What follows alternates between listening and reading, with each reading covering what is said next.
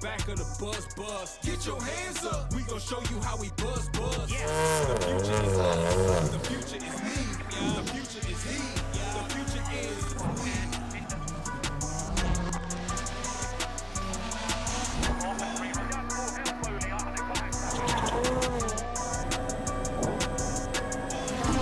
we the future, who the future? Us. Who the future? We the future, who the future? Us.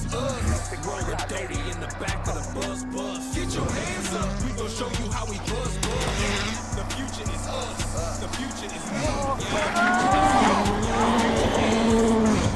The future of the funk.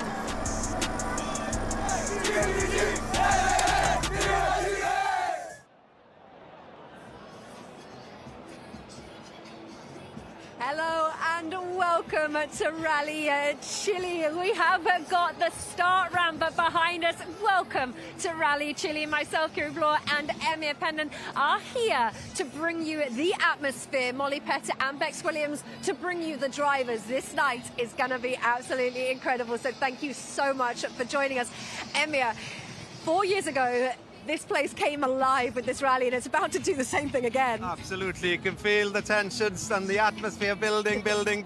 Yeah, the car's going to be out soon. There's a whole load of stuff going to be happening here tonight. But yeah, it was very special in 2019, and it's going to be very special again tonight. Can't wait for it. Can't wait for it either. Now, the fans here in Chile, I know our rally fans are some of the best in the world, but here in Chile, they were lining up. We got some pictures of the cars queuing up just for shakedown this morning. Well, the traffic coming into shakedown as well was absolutely incredible. I don't think I've ever seen so many people wanting to get into shakedown. Yeah, they're passionate about rallying. They're mad for it. They're so proud to the country and for the rally to be here in the first place. And any second a rally car they can see, they're there. And yeah, shakedown indeed. Included. Yeah, it was quite something. It is quite something, and it could be quite something for Calais Rotherham this weekend as well. But how did we get to round 11 of the World Rally Championship? Well, last time out, we were in Greece. Let's remind ourselves of exactly what happened there. A defining stage at the Acropolis Rally, a defining moment in this year's title race.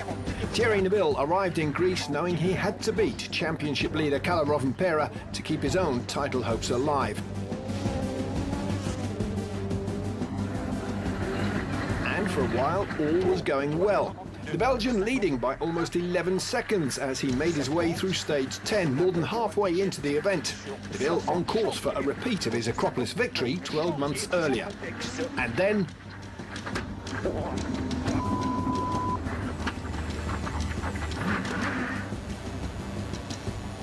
The front wheel's damaged. Look, he's broke the steering. I don't believe this. The suspension on Neuville's i20 wrecked after smashing into a big hole in the stage. And that was that. Potential victory and any lingering championship hopes sunk in a second.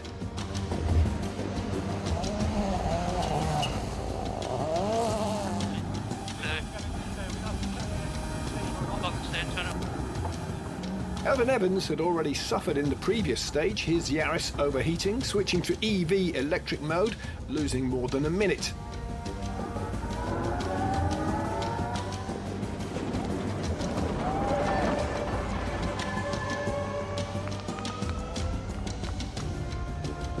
With Neuville out and Evans struggling, the only obstacle in the Finns' way was Sébastien Ogier. 12 seconds ahead of Rovanperä going into Saturday's final stage. The Frenchman's Yaris clipping a rock. The damage all too evident.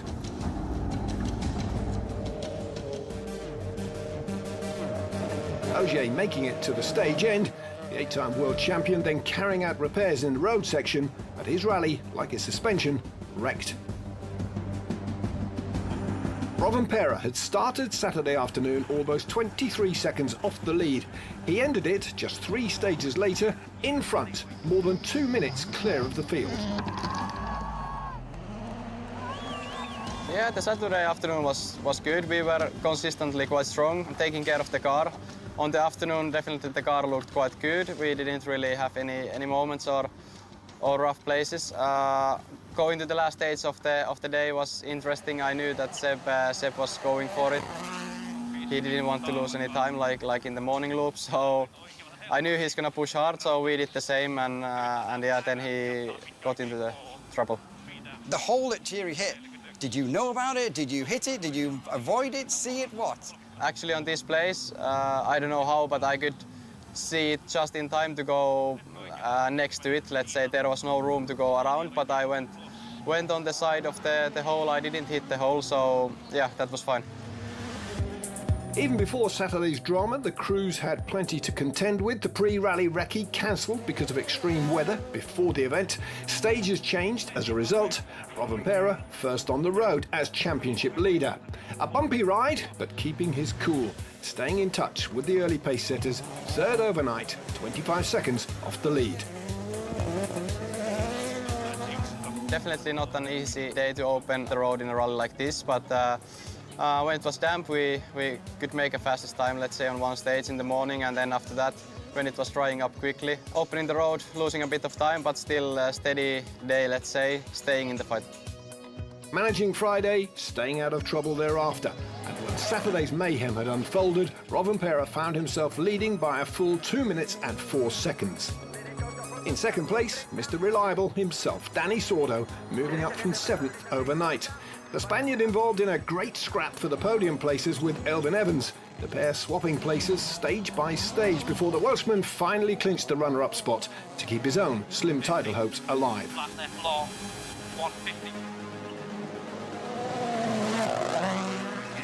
Out front, the world champion on something of a Sunday morning drive through the opening stages, saving himself and his tyres for the end of rally shootout. Then, maximum attack, typically. Yeah, it was nice to finally, let's say, wake up and drive one proper stage of the day. It's not easy when you are really cruising the whole morning, not having any pace, and then you start to feel all the time worse and worse in the car. You are not trusting it anymore because you are not really driving fast. But yeah, to wake up for the power stage again, push really hard and have a good time, it was nice. Rovanperä and co-driver Jone Holtonen winning the power stage by 2.5 seconds. Emphatic.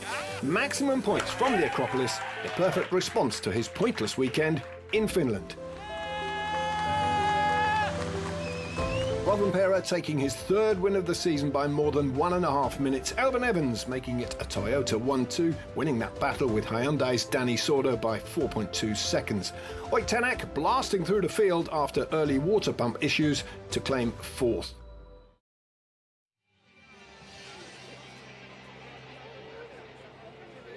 There we go. That was Greece in all of its glory.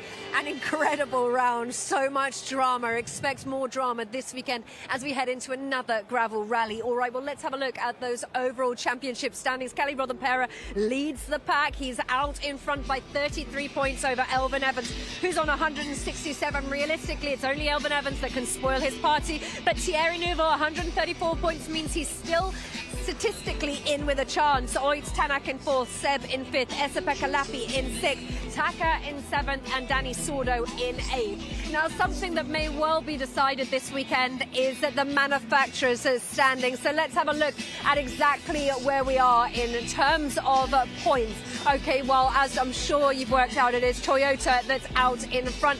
For them to win this weekend and seal the deal, all they need is 19 points. So at the moment, they're 430 to Hyundai's 339, and then M Sport sits with 220 points.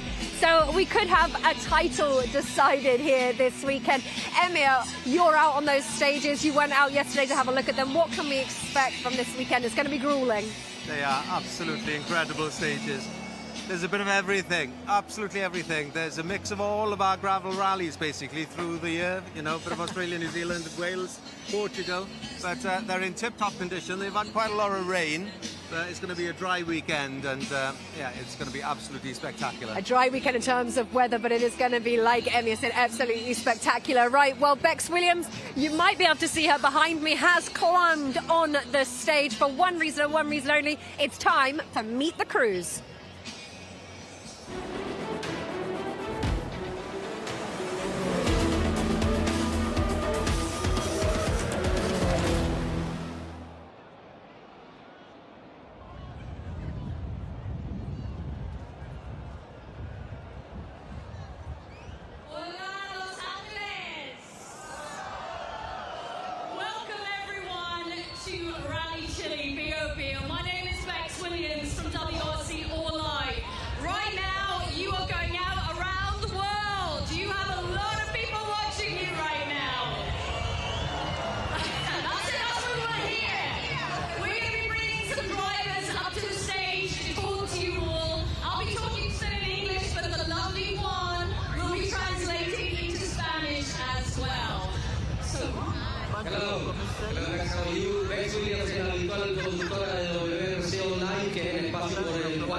En este mismo momento los están viendo a todos los ángeles, que todos ustedes están aquí a lo largo y a lo ancho del mundo. Así que pueden seguir saludando desde Los Ángeles para todo el planeta Tierra. Gracias a Alex. Ahora enseguida les traemos a los principales pilotos del campeonato del mundo para que charlemos con ellos junto a Alex.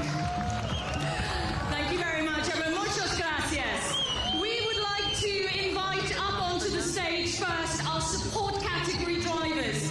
We would like to invite Marco Bulacia, Diego Dominguez, and Jorge Martinez.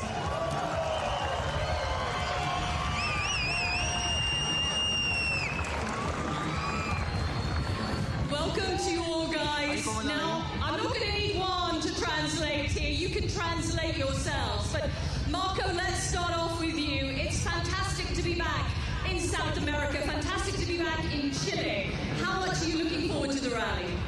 Sí, la verdad que estoy muy contento de estar nuevamente en Chile después del 2019. Encantado con todo el cariño de toda la gente que, bueno, ya se extrañaba de hace muchos años el cariño sudamericano. And some words in English for everyone who is watching on WRC or live right now, Marco. Yeah, we have missed the feeling from the people cheering in South America. It has been 4 years since the last time that we were here, so yeah, we're really happy and comfortable to be here. Absolutely, it's a fantastic place to be. How challenging is the rally going to be this weekend, though? Because the organisers have made a lot of changes. It looks a lot faster out there. Yeah, I think it's one of the most difficult rallies for me because it was already on recce. It was really difficult to make pace notes. The roads are really, really technical, so it will be a nice challenge. Ahora en español, bueno, muy contento. Como ya lo dije, los caminos son de verdad que muy, muy técnicos. Ya desde los reconocimientos del camino me costó bastante hacer la hoja de ruta y de verdad que ya estamos con muchas ganas de poder empezar de una vez el rally. And what's the target this weekend, Marco? Because again, WRC2 is super strong in competition. Are we aiming for the podium this weekend? Yeah, we are aiming for a podium and maybe can be for the top place. Excellent, aiming for the top place. We like to hear that. I'm going to turn to Diego Dominguez alongside you now. The last time we saw you in Greece at Acropolis Rally a few weeks ago, you were taking the win in the junior WRC category. How are you feeling about coming here and competing in Chile? Well, first of all, hi Bex, hola Chile, muchísimas gracias por tenernos acá y bueno, very happy to be here. It's going to be a very, very difficult rally, definitely. We took victory in Greece for juniors and WRC3, so yeah, now definitely we're going to try and win here. Y bueno, ahora en español, ganamos la última carrera en Grecia, así que ahora queremos venir a ganar también acá. Y bueno, los caminos muy, muy difíciles y nada, contentísimo de estar acá. We've got about an hour to go before the ceremonial starts. But there's so many people here already. It's such a great atmosphere. So many passionate fans here in Chile. Sí, muchísimos fanáticos acá. Realmente creo que es la largada simbólica con más gente que vi hasta ahora. Se nota que les gusta mucho el automovilismo, así que bueno, me siento yo uno más de ellos con los colores. Así que nada. In English? Yes, in English. I'm saying that I feel like one Chilean more with the colors here, and yeah, I think it's one of the best starting podiums that I had this year so far. And what is the aim for you, Diego, this weekend? Because we've seen some brilliant results for you this season within the junior category, within WRC3 as well. What's the target here in Chile? Definitely try to win. Definitely try to win. Vamos a intentar ganar. Excellent, thank you. Let's turn then to our Chilean competitor, to Jorge Martinez. Jorge, fantastic to see you here. Fantastic to see you compete at your home event. We saw you compete in Mexico and in Rally Estonia this year, but I know that you have been desperate to come here and compete at home. How does it feel to be here now? Bueno, primero que todo, saludar a toda la gente, a todos los chilenos. Decirle que es realmente emocionante correr en casa. Hemos estado esperando durante todo el año esta fecha. Nos hemos preparado de la mejor forma que hemos podido. Y nada, mandarle un abrazo a toda la gente de Los Ángeles que siempre nos apoya mucho. And in English as well, Jorge? I'm really excited. We have been waiting all year for this race. Thank you to all Los Angeles people that always support us. We are going to try to do our best. I'm sure you will. You are well known in these parts. You're a multiple Chilean champion. You have the goods. You know what to do out there on the stages. You must be targeting the top step of the podium, Jorge, yes? Va a ser una carrera muy difícil donde vamos a tratar de andar lo mejor que podamos. Creo que un objetivo de nosotros es tratar de estar lo más cerca que podamos de los pilotos top. We are really excited about this race. We know we have a little knowledge about the roads, so we are going to try to be as fast as we can and try to be very close with the top drivers. Okay. Oh, there we go. That's a little bit of rally action we can hear in the background. We all love that. Guys, a question for all of you now. We've put out some requests on social media and the fans have come back with some questions for you. So first of all, question for all of you. Who is your motorsport heroes when you were growing up? Diego, let's start with you. Who is your motorsport hero and why? It's not from rallies, it's from Formula 1 and it's Ayrton Senna. Ah, Ayrton Senna, yes. Good choice, good choice. Marco, Balasia, what about you? Sebastian Loeb. Sebastian Loeb as a hero. It's not a bad one to pick. Jorge, what about you? I'm a little bit older, so Juha Känkkönen.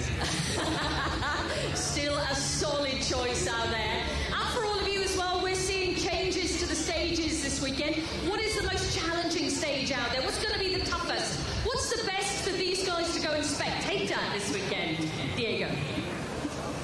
For the spectators, definitely any stage. They're all beautiful, so. That's a good answer. That's the public relations response right there. Marco, what about you? Where would you tell your friends to go and watch you this weekend?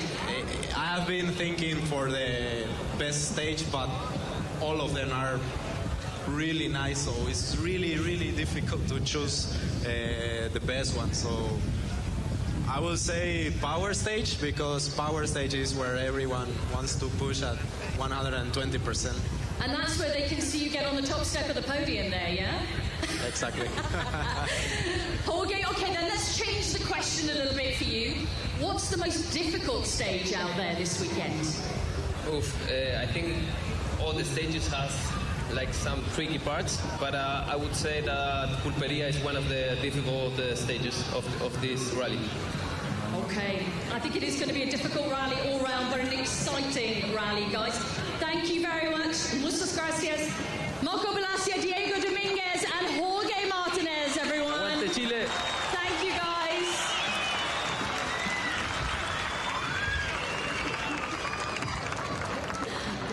Okay, everyone. I hope you enjoyed that, yes? Yeah? Good.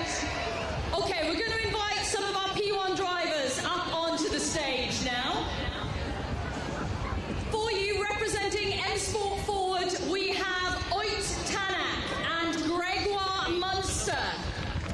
And representing Hyundai Xiaomo, this World Rally team, Teemu Sunanen is going to be joining us. Give them a big round of applause, everyone!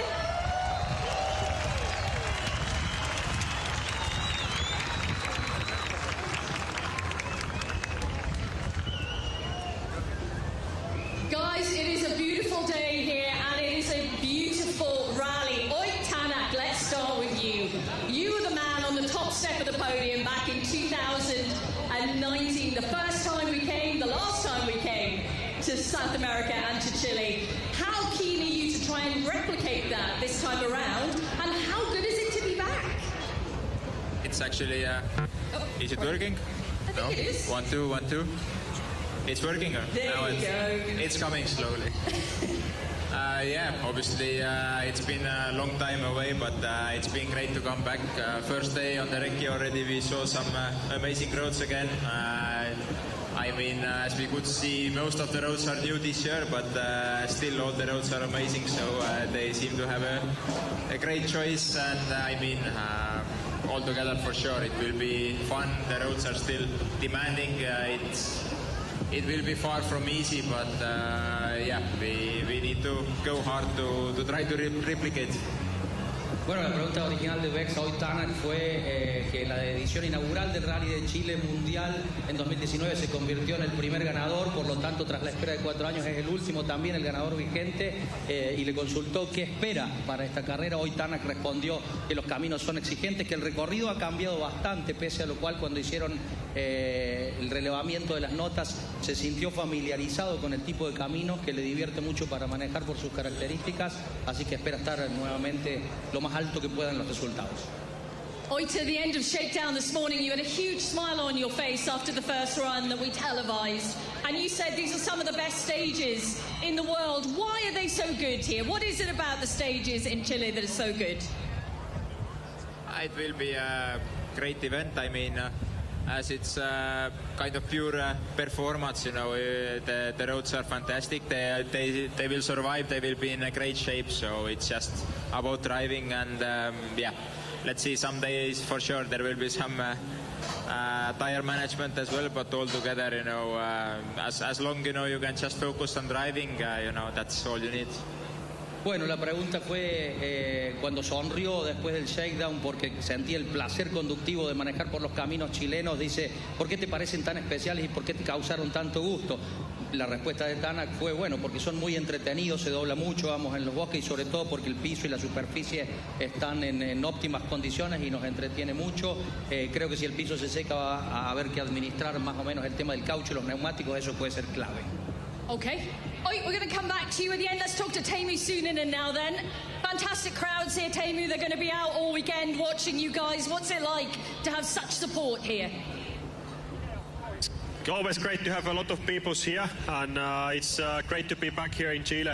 The roads are amazing, and yeah, I'm enjoying a lot to drive here. Bueno, le preguntaron también a Teemu Suuninen qué le parece esto de volver a Chile, porque él también está por segunda vez. Encantado de regresar a estos caminos. Qué suerte, dice Teemu, de tener la oportunidad de haber vuelto a Chile, y creo que va a ser un fin de semana en el cual lo vamos a pasar muy bien. You know, we don't see you all the time in a Rally 1 car. And the events we have seen you at, you've had fantastic results. What's the target here, Teemu? Can you go one better than what we saw before? Yes, I think that's my target, but we have to progress step by step with the driving and become faster driver.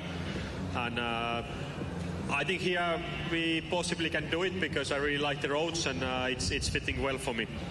Le preguntó Bex a Suuninen si puede ascender un puesto con respecto a lo que viene haciendo en estos caminos, y la respuesta del piloto es sí, yo creo que sí, hay que tomarse la conducción del auto, en mi caso en particular, paso a paso, pero me tengo fe para poder mejorar lo que venimos haciendo últimamente. Okay, Teemu, I'm going to come back to you later because we've got some fan questions for you all. But let's turn to Gregoire Munster. For Gregoire Munster, it's his first time in a Rally 1 car here in Chile. That's a big step up. Gregoire, you must be so excited at that prospect right now. Yeah, for sure. It's a big step. The car is just so fast compared to what we are used to, and the corners arrive way faster, so you have to adapt, but it's so much fun. I mean, just enjoying every meter of every stage, so we're just fully ready for it. Bueno, la consulta tiene que ver por el hecho de que Gregoire Munster está debutando a los mandos de un auto Rally 1. Es la primera vez que lo va a conducir y lo va a hacer aquí en Chile. El piloto respondió, la verdad que no es fácil porque la potencia es mucha, el salto se siente a nivel técnico, pero les puedo asegurar que estar ahí arriba es muy divertido, lo estoy disfrutando cada minuto, así que esperemos poder completar el evento. Gregoire, what have you been doing to get yourself ready to prepare? Who's been giving you advice out there? Is the man next to you, your teammate at M Sport, been giving you any advice on how to handle the Puma? Not yet, but I didn't ask a question, so don't want to disturb him too much. No, I think just trying to be the most prepared as possible, you know, physical condition, watching some onboards and the recce of the organization prior to the event, and just try to be ready, even though I don't know if you have fully ready to do that step. You just try to do the maximum you can. Bueno, la pregunta tenía que ver con si del equipo M Sport le dieron algún consejo para este debut que va a tener Munster sobre el Rally 1, y dice, soy yo el que todavía no he pedido consejos al equipo, no he hecho esas preguntas porque con la ansiedad de estar arriba del auto creo que me lo voy a tomar un poco con calma y voy a ver cómo se va desarrollando el fin de semana.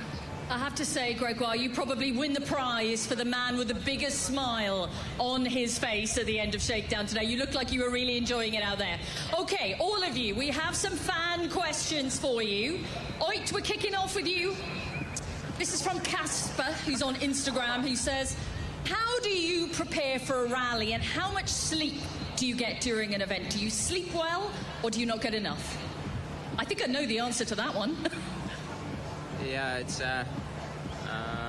Hold on, is your mic working? If the mic is coming slowly, it's coming again. So.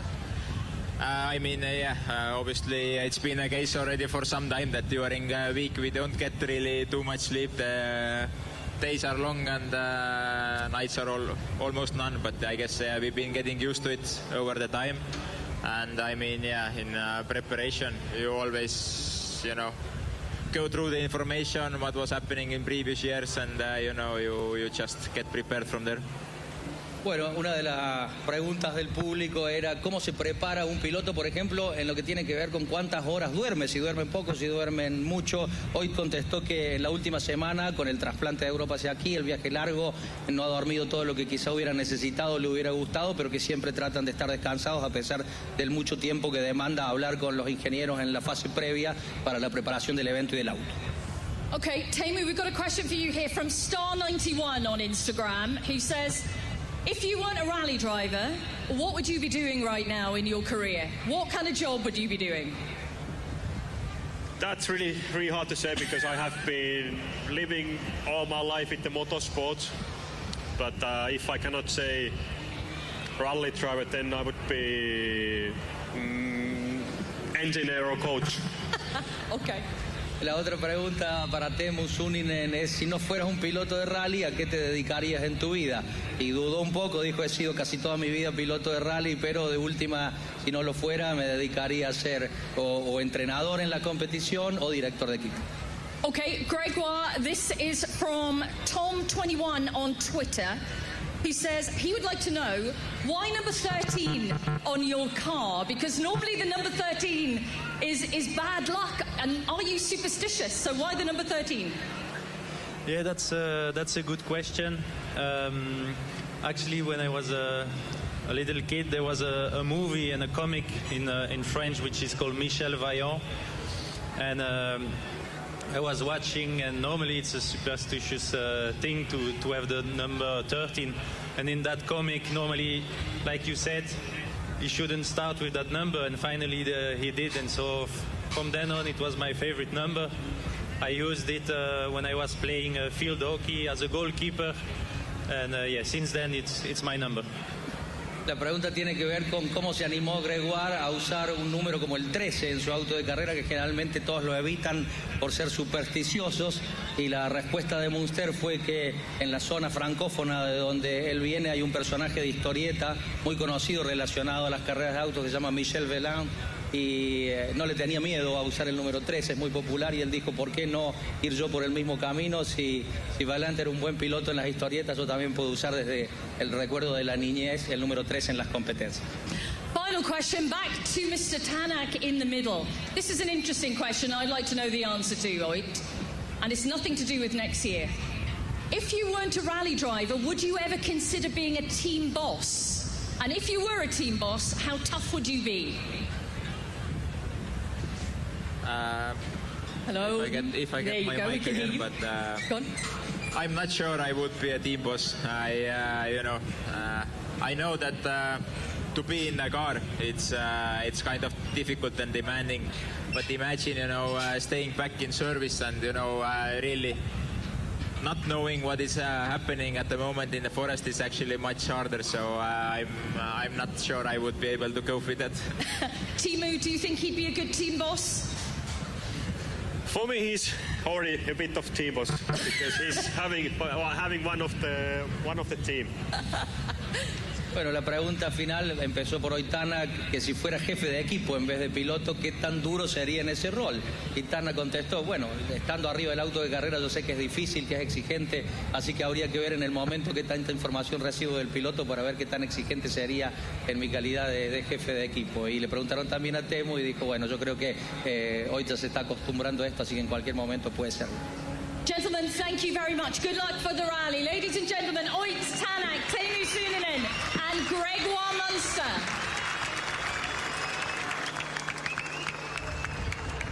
Okay, we're ready for our final batch of drivers to welcome to the stage.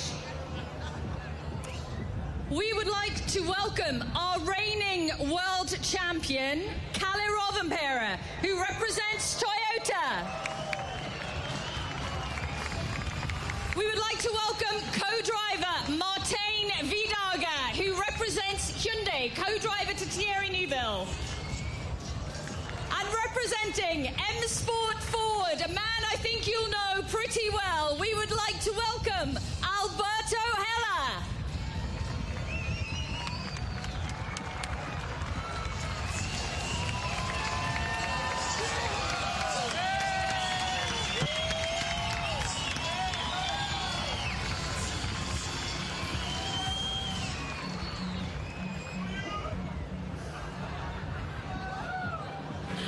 Okay, welcome to you all, guys.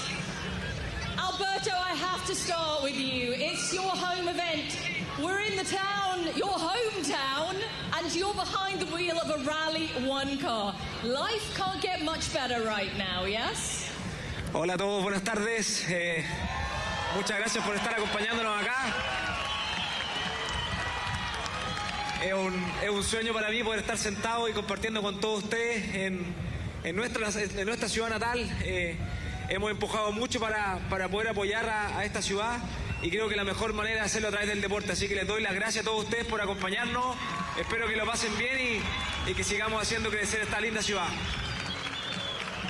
And in English as well for us, Alberto, for everyone watching around the world right now. Really excited about this opportunity for the city, for the sport, for the Chilean Championship, and nothing.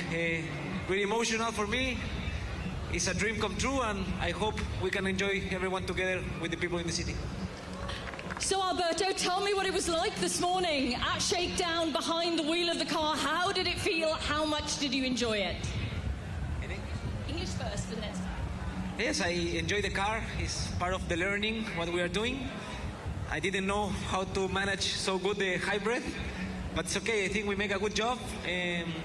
And nothing, the job for us is finish the rally without troubles and enjoy all the weekend. And in Spanish? Oh, la verdad que tuvimos la primera prueba hoy día con el auto, estamos corriendo aquí contra los mejores del mundo y creemos que tenemos las armas para estar peleando arriba, así que vamos a tratar de tener un buen resultado y tratar de sacar la cara por todo nuestro país.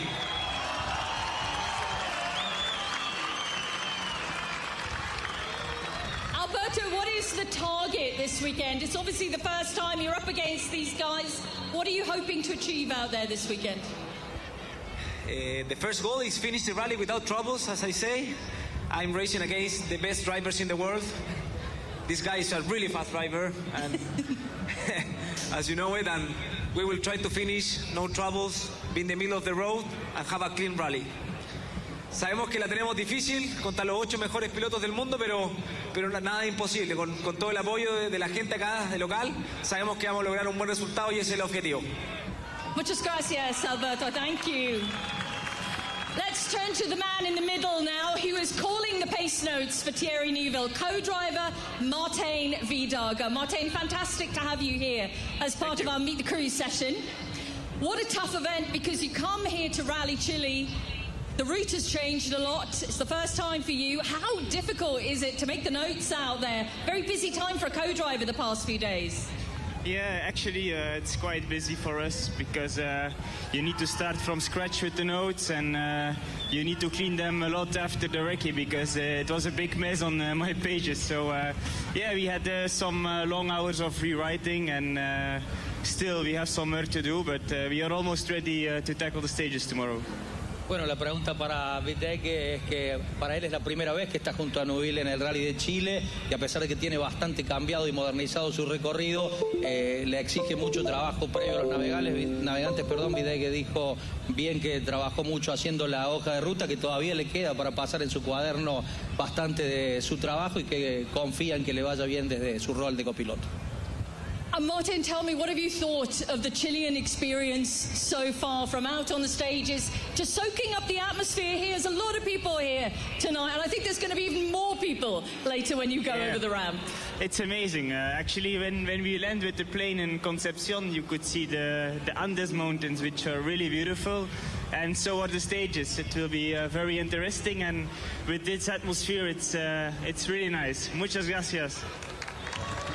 Le preguntaron a Martin cómo se sentía con toda esta gente acá, estar en Chile esta vez. Dijo, de hecho, cuando aterrizábamos en el avión en Concepción, vimos la hermosura del paisaje, los Andes mezclándose con la ciudad costera del Pacífico, luego recorriendo lo bonito que son los tramos de la competencia, y ahora con el clima que ha creado toda esta gente acá en Los Ángeles no podemos estar mejor, así que muchas gracias. Martin, we'll come back to you later because we have some fan questions for you all. But let's turn to our reigning world champion, Kalle Rovanperä, now.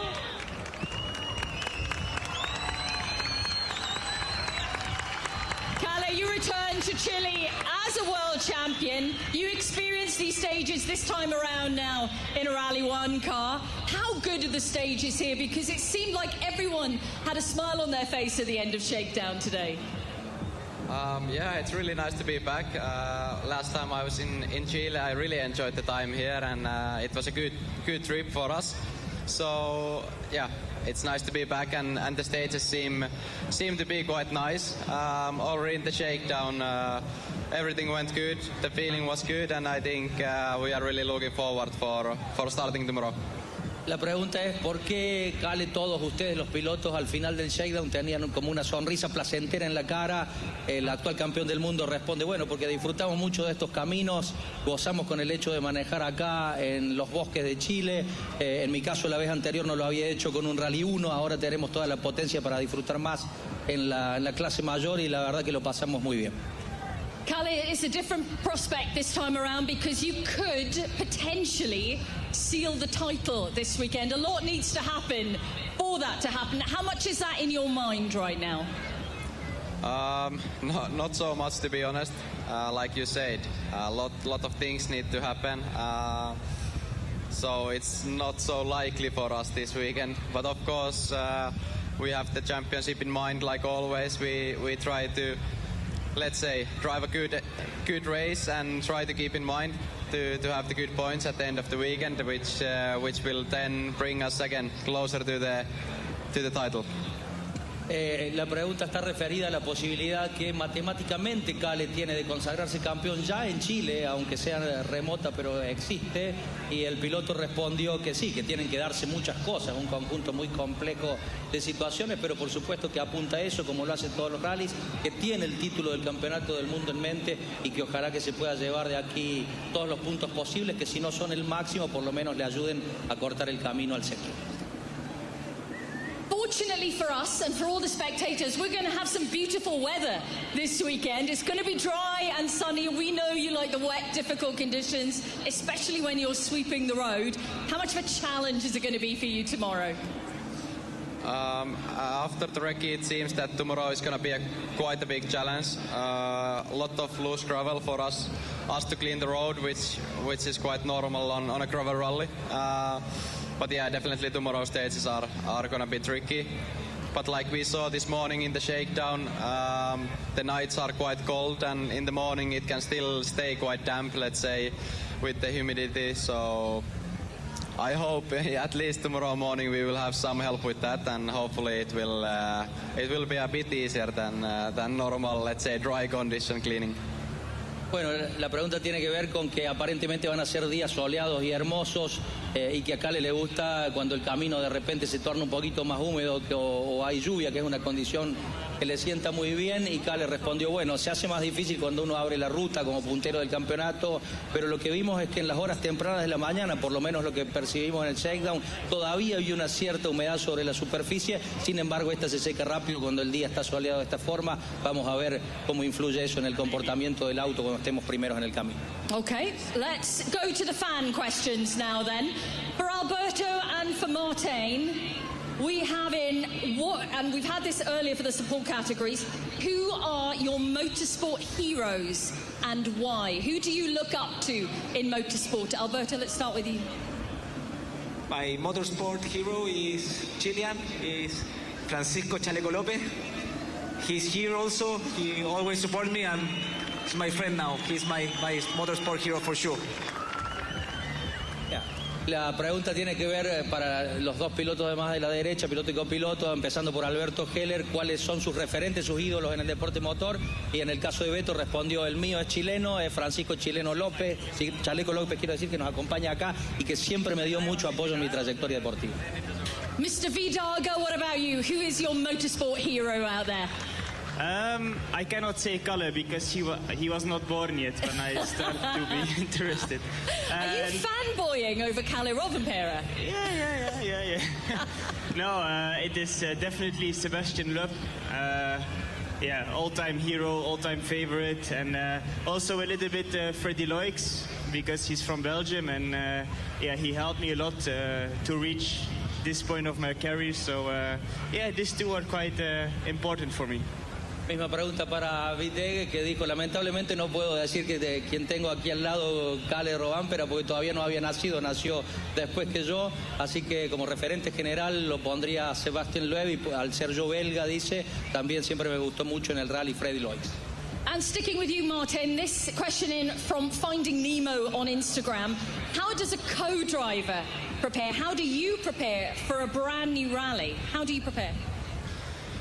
Well, the team is providing us with quite a bit of information already, like a couple of months before we come here, and it starts already like from June on. We start to have information, compare the stages with the previous editions, make comparisons, watch the onboards from the past, and try to find back the notes from then. And bit by bit, the rally come close, then you need to speed up with the preparations. But as we had a lot of new stages this year, we couldn't do so much.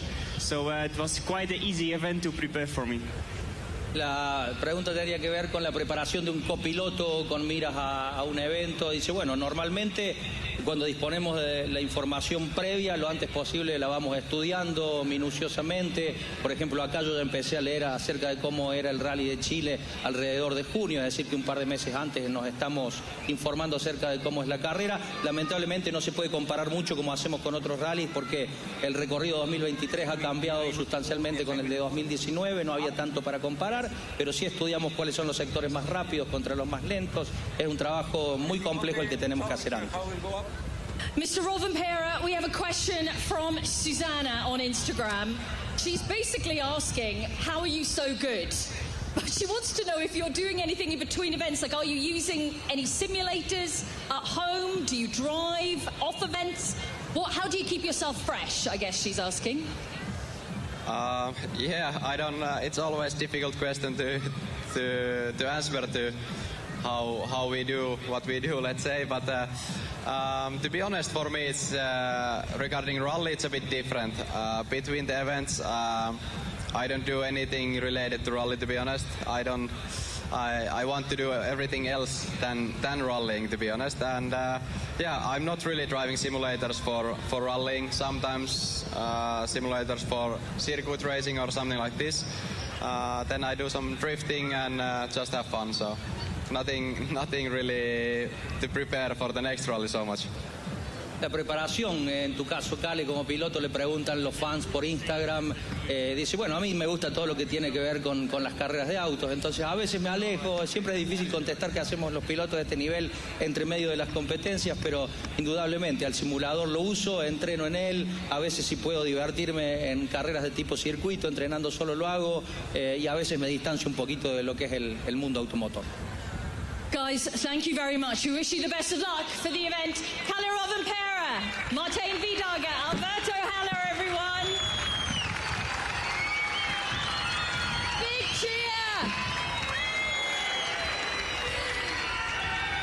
Muchas gracias, everyone. That now concludes our Meet the Crew session. The ceremonial start will be coming up very shortly, but it's goodbye from us. Muchas gracias. Thank you very much.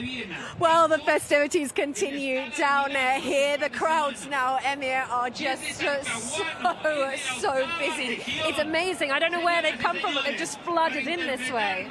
The certainly building, isn't it? It's getting louder and louder, and they're all just waiting for the cars to appear, and they're not going to be long. We've seen the drivers, and yeah, it's getting fuller and fuller. The sun is setting. It's very cold. I can't even explain to you how cold it is out here. It just shows what kind of weather we've got, because the sun is still absolutely gorgeous, but it's bitterly cold. Yeah, absolutely.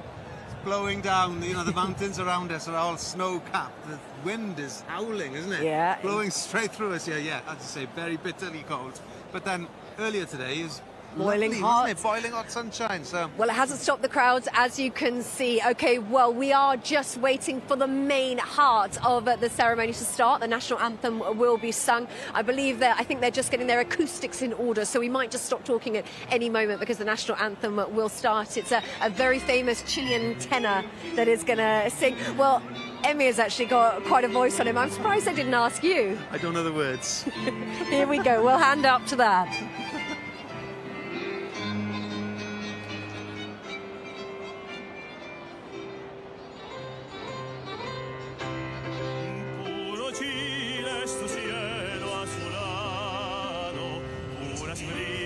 Se cruza también y tu campo de flores bordados es la copia feliz del Edén.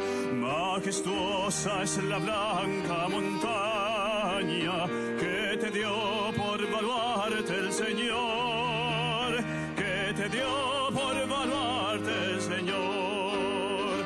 Y ese mar que tranquilo te baña, te promete el futuro esplendor. Y ese mar que tranquilo te baña, te promete el futuro esplendor.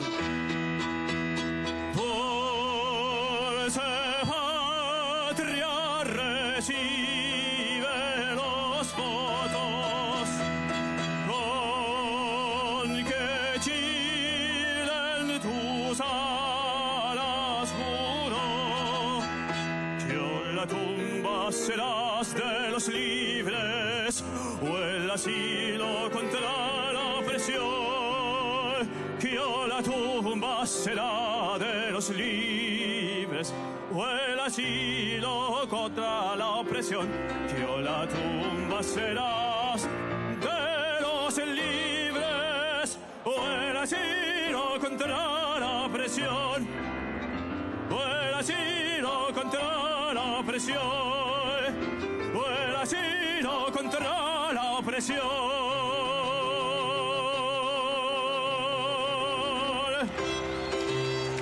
¡Viva Chile! Agradecemos a Leonardo Navarro, que nos va a acompañar en un ratito más, se va a quedar con nosotros. Muchísimas gracias. Viva Chile, indeed. Absolutely incredible. Well, that is the perfect time to start the festivities down here. Now, all of the drivers and the cars are going to be up on that start ramp, and as much as they've enjoyed all of the other moments that have happened tonight, that's why everybody's here, to see these cars. Absolutely, and like I said, if it's anything like 2019, it's more like a rock concert than a rally start, isn't it? They're going mad for them already. Already, they're going absolutely wild. All right, well, I think what we might see coming over the start ramp is our safety cars that are going to be coming over, the Maxxis safety cars. Now, they've given 50 cars this weekend to run through the rally as our safety cars, which is just absolutely incredible. They're the ones behind us that you can see in here. Really, really popular cars over here in South America, well, all over the world actually. Chinese, but yeah, they've given 50 to the rally to go around all the stages. So you're going to see those as the safety cars running through the stages. Okay, all right. Well, we'll have a look at this. I love all the flashing lights. These are fantastic, aren't they? Okay, well, as Emir said, they are Chinese manufacturer, but super popular throughout the countries around Europe and around the world. 70 countries they've got a presence in. So they're obviously making a mark here in Chile with the 50 cars that they've offered to support to logistics as well as the safety cars running through the stages. Now, they were the best-selling truck here in Chile for 2022. I wonder if they will be for 2023 as well. There's no wonder they're giving something back then, isn't it? Yeah. So, yeah, very generous sponsorship of the event, so fair play to them. But yeah, selling them over half of the planet, so there must be something. There must be something in it, yeah. Do you know what? Our very own audio guy is called Max and has a Maxus car. There you go. Okay, well, it's not just the pomp and ceremony that's happening here. Shakedown already happened today, and Emir, well, let them watch, but it looked pretty nifty for Elvin Evans, didn't it? He was the only one to go sub 4 minutes. Yeah, very, very impressive for him. Take a look. After a 4-year wait, the World Rally Championship returns to Chile. Atlantic weather, fast forests, spring conditions. And after his win in Greece, Kalle Rovanperä now has the scent of a second world title. The humidity in Shakedown reassuring the championship leader that the slowing effects of road cleaning could be reduced when he starts the stages from first on the road. Elvin Evans stole the initiative on the first run through the test stage, setting the fastest time, a performance he repeated on the second run. The Welshman is the driver most likely to thwart Rovanperä and steal the title from him.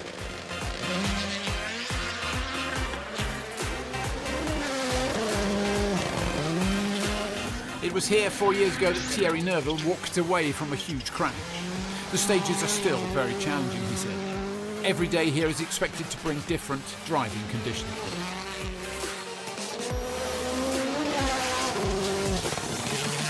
Oyt Tanak says we can expect him to attack. Chile's stages are some of the best, he says. Last time out, the Estonian produced a gutsy comeback drive. He's expected to do well in South America. There were howls of laughter and joy from Alberto Heller, Chile's finest, on his debut in a Rally 1 hybrid Puma. At the end of Shakedown, he couldn't stop enthusing about how good the brief 5 kilometres had been. Evans the fastest after just 2 runs, Rovanperä a shade slower, fast times from Lube and Suninen back after missing Greece, Neuville, Tanak and Lappi all outside Shakedown's fastest 5.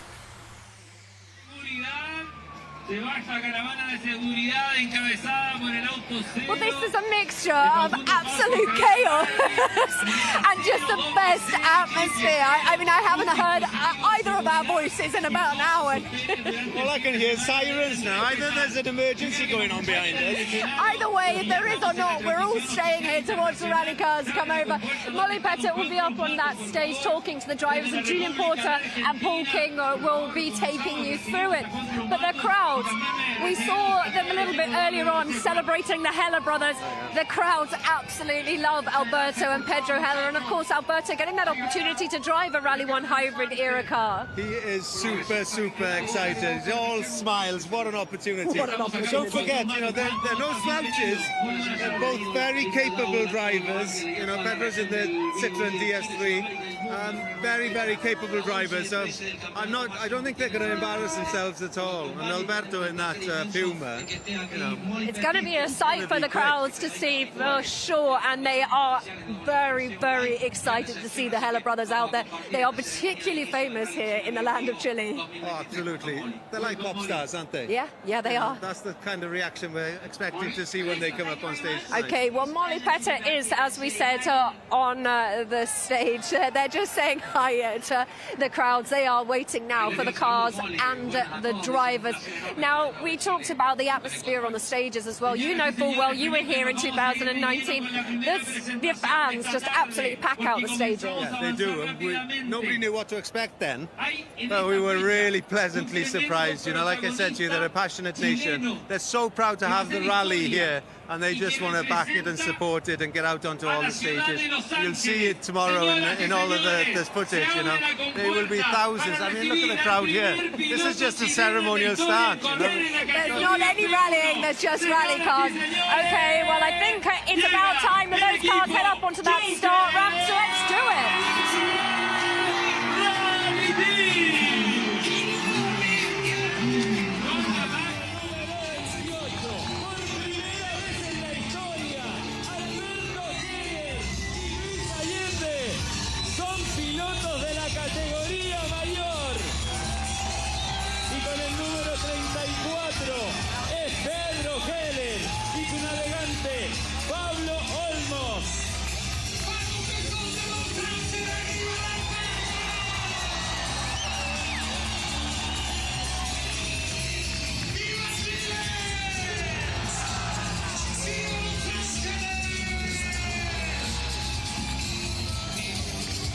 Beto, todavía no, espera, párame un poquitito, bájamelo.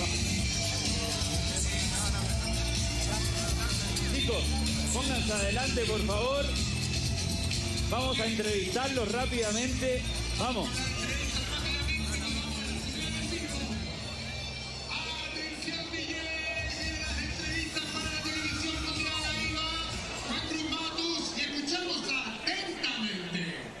Alberto, we start with you. What a rock star you must feel right now, huh? Oh, yes, I'm really glad about what we are living with all the people here in Los Angeles. Thank you, everyone, for the support, and I hope you will enjoy this weekend with us.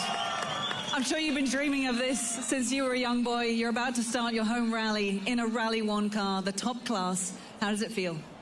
Oof, feels really well. I think it's a dream of every driver. I love this sport, and it's part of my life, and for sure this weekend I will reach one goal of my life. Then I'm really glad for what I'm living. Thank you. Good luck this weekend. Thank you. Over to you, Pedro. I have to ask, are you a little jealous of your brother? Not jealous because of this. How is Los Angeles? That's most important in the part of the rally, for sure. Pedro, how special is it that we are here in Los Angeles tonight and that we're back with WRC in Chile? Now, this is amazing for me. You know, my school is 300 meters there. My home is 4 kilometers there. Everything is passing around our home, so this is a dream for us. So it's amazing to have all these people here. This is the spirit of the rally. This is the spirit of the region. This is the spirit of Los Angeles. Good luck this weekend. Thank you. Thank you very much. Bueno, ahí le preguntaban a Beto cómo se sentía con el hecho de estar frente a toda su gente en esta great to hear from the Heller brothers out there, Julian Porter alongside me, Paul King. Of course, as we watch the opening ceremonies, I mean, he said there's no sibling rivalry, but he's got to be a little bit of a snub that he didn't get to drive the Rally 1 car. But great to see him in WRC2 action as well. Yeah, it is great to see the pair of them. Obviously, when we were here 4 years ago, we had the pair of them there as well. And yeah, how does the younger brother get the Rally 1 car before the older brother? I'm not really sure about that. Well, he is the reigning national champion, so I guess he gets first dibs. Maybe the older brother got something else in their lives that that the younger one didn't get. But it's great, you know what I mean? And it's a big thing, and it's something that we potentially we could try and encourage in the future. A local superstar gets a Rally 1 car, you know what I mean, for their home round, just to bring up the buzz and the vibe of it all, you know. It kind of like, what would it be like? Yeah, imagining the likes of sort of Martin Sess in the Latvia one next year. I mean, it's special, isn't it? What do you think, though, about Mikko Marcek, things like that, when you have these home rallies, people like that. So, but yeah.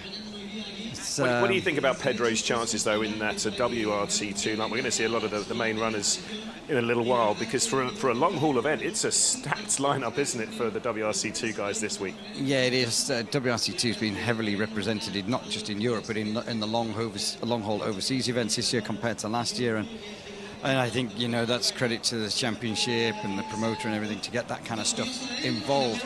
I think it might be tough for him, even though he's at home. I think it might be tough for him because you've got 4 or 5 guys at the top of WRC2 fighting for a championship, you know.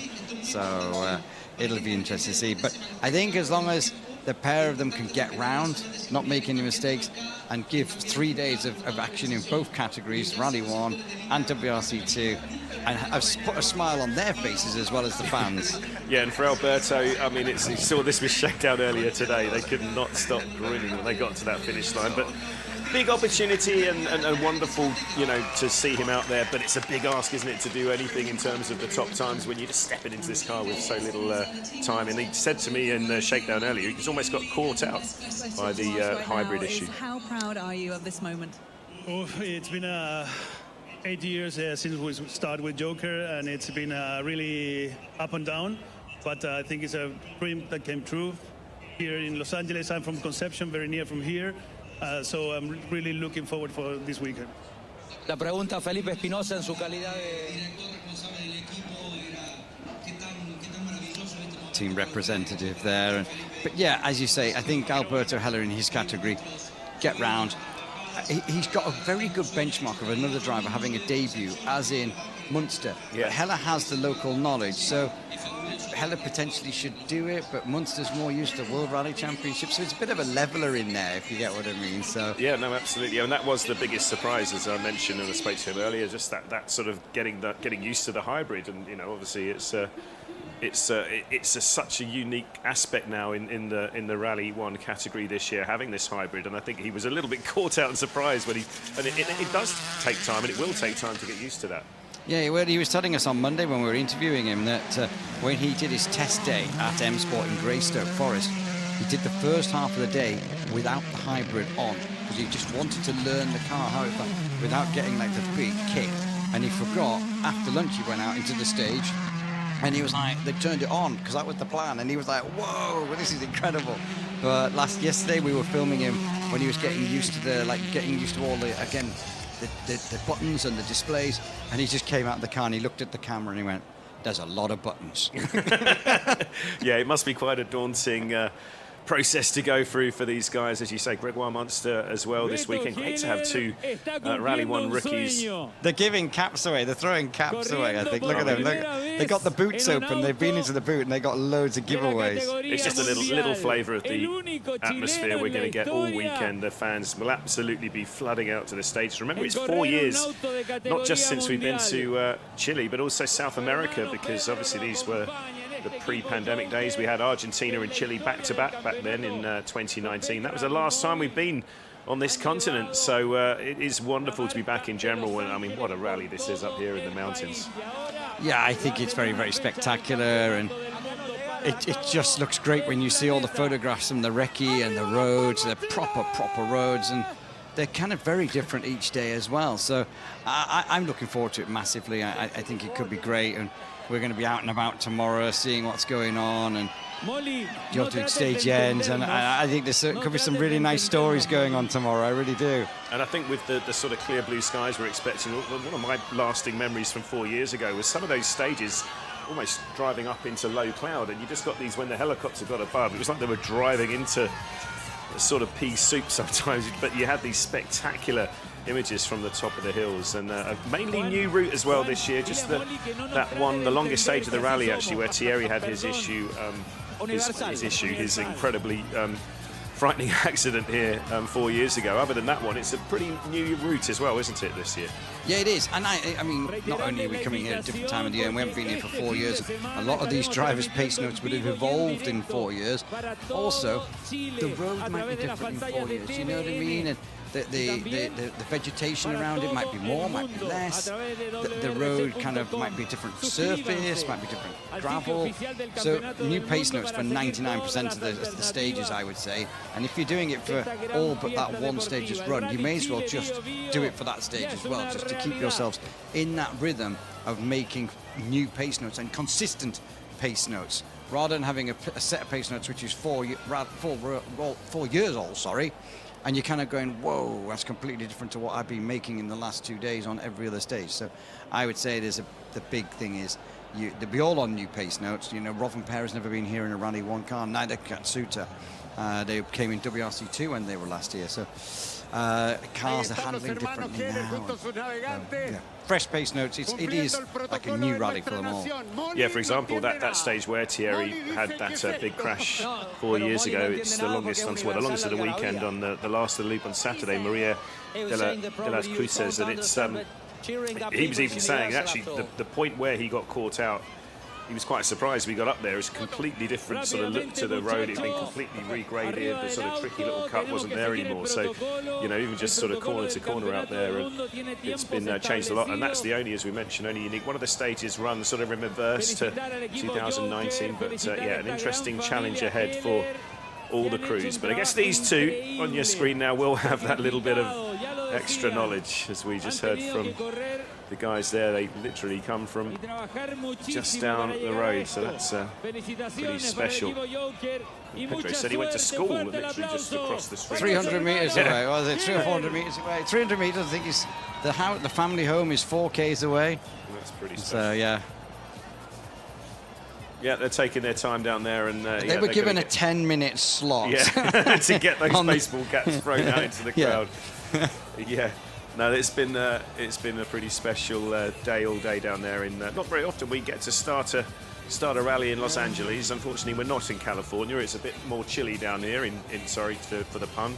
That was actually unintended. I keep saying it. I keep saying it is actually quite chilly though. Yeah. It's the exact because it's fresh. It's fresh. It's not cold. Yeah. It's not freezing. Well, it is if you're Kiri. Let's be honest. If you Kiri everything, anything under plus 30 is gold for Kiri. But as you say, I keep saying, "Oh, it's chilly, isn't it?" And they went, "Haha, funny." I went, "Oh yes." And I'm trying to think of another word to kind of use instead of chilly. And it's kind of hard work. Fresh could be one. Yeah. Yeah, so the Heller brothers here enjoying their moment. An absolute sea of fans. He's in electric. He's trying to get the trying to hear the engine, and he's gone out in EV mode. So, yeah. And Molly Pettit down there, having the time of her life interviewing these guys, and I think we're going to see the main M Sport boys. But you said it earlier on about it. How nice is it to see? He's going to do a launch control start. Look. As you said earlier on, how nice is it to see, like, a Puma in different colours as well? You know, like a Rally 1 car in different colour with the Heller car. We'll see later on the Munster car. It was like when we saw Jari Matti, that fella in Finland, in a different liveried coloured Toyota Yaris. It just looks so refreshing to see different colour cars. I would make a rule that every car had to be a different colour. I know the teams wouldn't like me and the spare parts department wouldn't like me, but I would love to see that. Yeah, so for the first time we actually have 4 M Sport Pumas out here competing in Rally Chile. And here come their main boys, of course, Soit Tanak, Louis Lubet, and joining the lineup this year, Gregoire Munster and Louis Luca. Also looking in a funky, different livery here. Yeah, livery, a short answer to read is used in Greece, isn't it? I'm sure it's the same livery. So... yeah, it's a great setup down here. We'll just let Molly round up the boys. I can't see where she is at the minute. I'm trying to find her. Hey, the Heller brothers, they're a hard act to follow, huh? It's not so easy to find you, sir.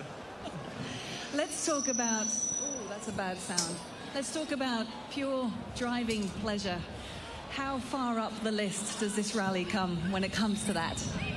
I've said a couple of times today already. It's definitely one of the in the top, in our calendar. It's a fantastic event. Atmosphere is definitely not disappointing as well. So all together, yeah, it's a place where rallying should belong. Thank you. Good luck tomorrow. Thank you. Bueno, le preguntaban a hoy Tanak exactamente en términos de placer conductivo cómo se sentía en Chile. Dijo, los caminos son fabulosos con todo el clima que ha creado la gente. No podría winner last time we were here 4 years ago. That time with Toyota. For the very first time, you've been out there on recce. Tell us a bit about what you saw.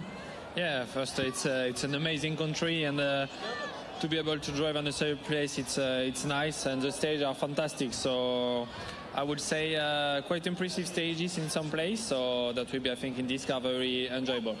And have you been looking forward to this start ceremony tonight? Yeah, it's fantastic. So nice to see so many people for the rally. We see the passion in this country, so fantastic. Thank you. Good luck. Thank you. And then over to you, Gregoire. This is your Rally 1 debut. What a start ramp to start off with.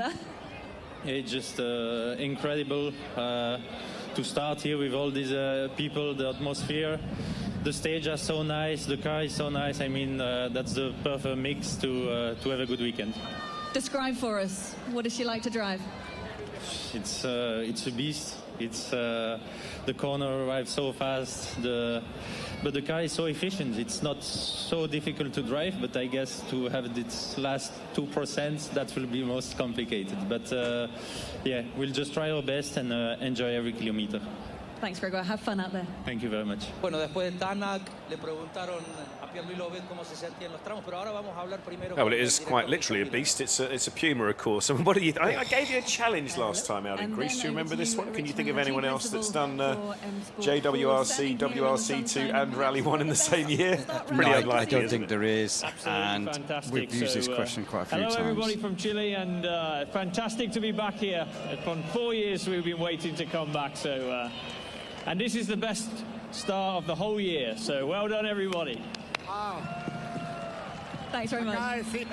Ahora sí, le preguntaba Molly a Pierre-Louis Lobet cómo se sentía para hacer que está en Chile por Yeah, so there we go. That's the main M Sport boys. What do you think we can expect from Gregoire Munster? He's getting, as we've just mentioned, all sorts of experience and a wonderful opportunity for him, isn't it? Well, what he's just kind of said there, as we're watching like Tanak here, what Munster said there, he says he's finding that last 2%. The car's very efficient. It's get to that, to get that last 2% from 98 to 100% in commitment is as big as going from 0 to 98%.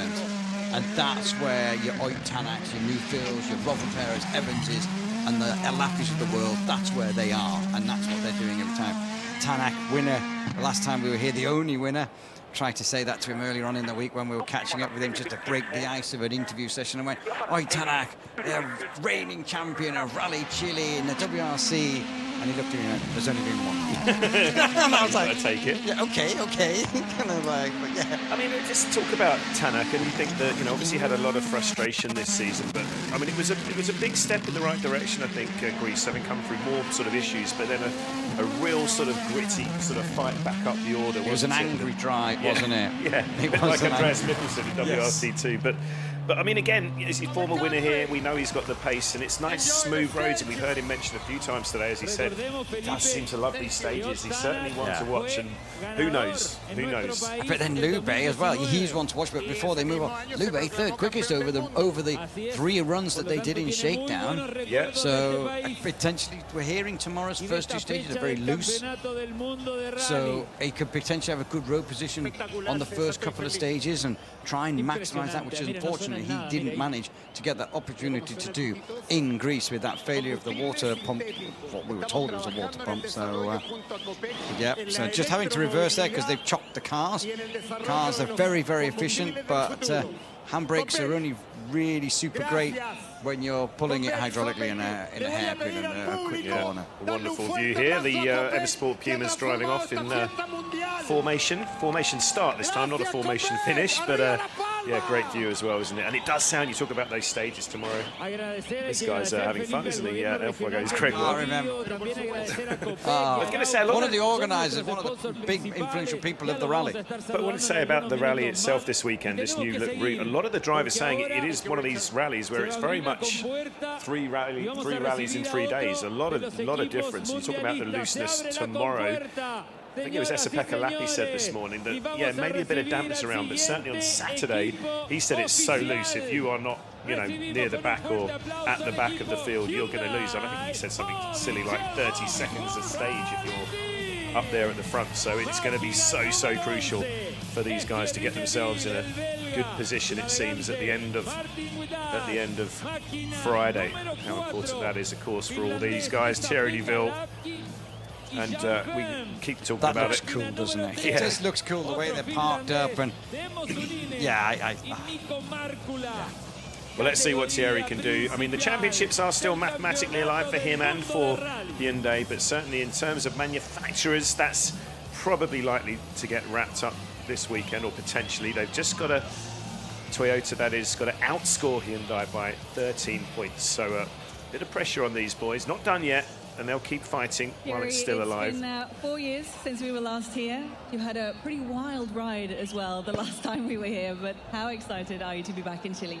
Yeah, really excited. I mean, it's always nice to come back to a, let's say, new rally. Okay, we were here 4 years ago, but it feels like, yeah, the stages has changed a lot, and it's a big challenge ahead of us. The stages are really challenging, but yeah, we're looking forward to it, and obviously try to forget what happened 4 years ago.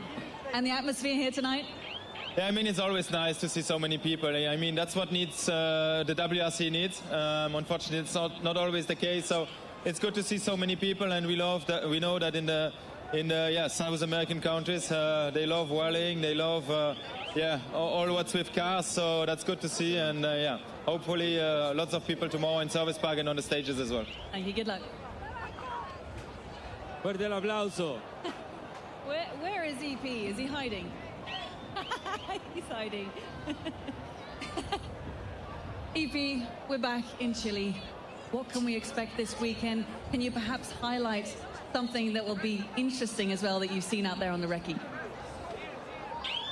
Well, I mean, the views are impressive, especially on Saturday and Sunday as well. As we are really high on the mountains, so the views are, they are amazing. But we are not here only for the views. We would like to compete as well, and it's going to be a challenging weekend. Tomorrow is really important day. But yeah, looking forward. And what do you think about the start ramp here in Chile? It's the best of the season, for sure. I agree. Yeah. Thank you, good luck. Thanks. Fuerte el aplauso para Zapeka Lapi.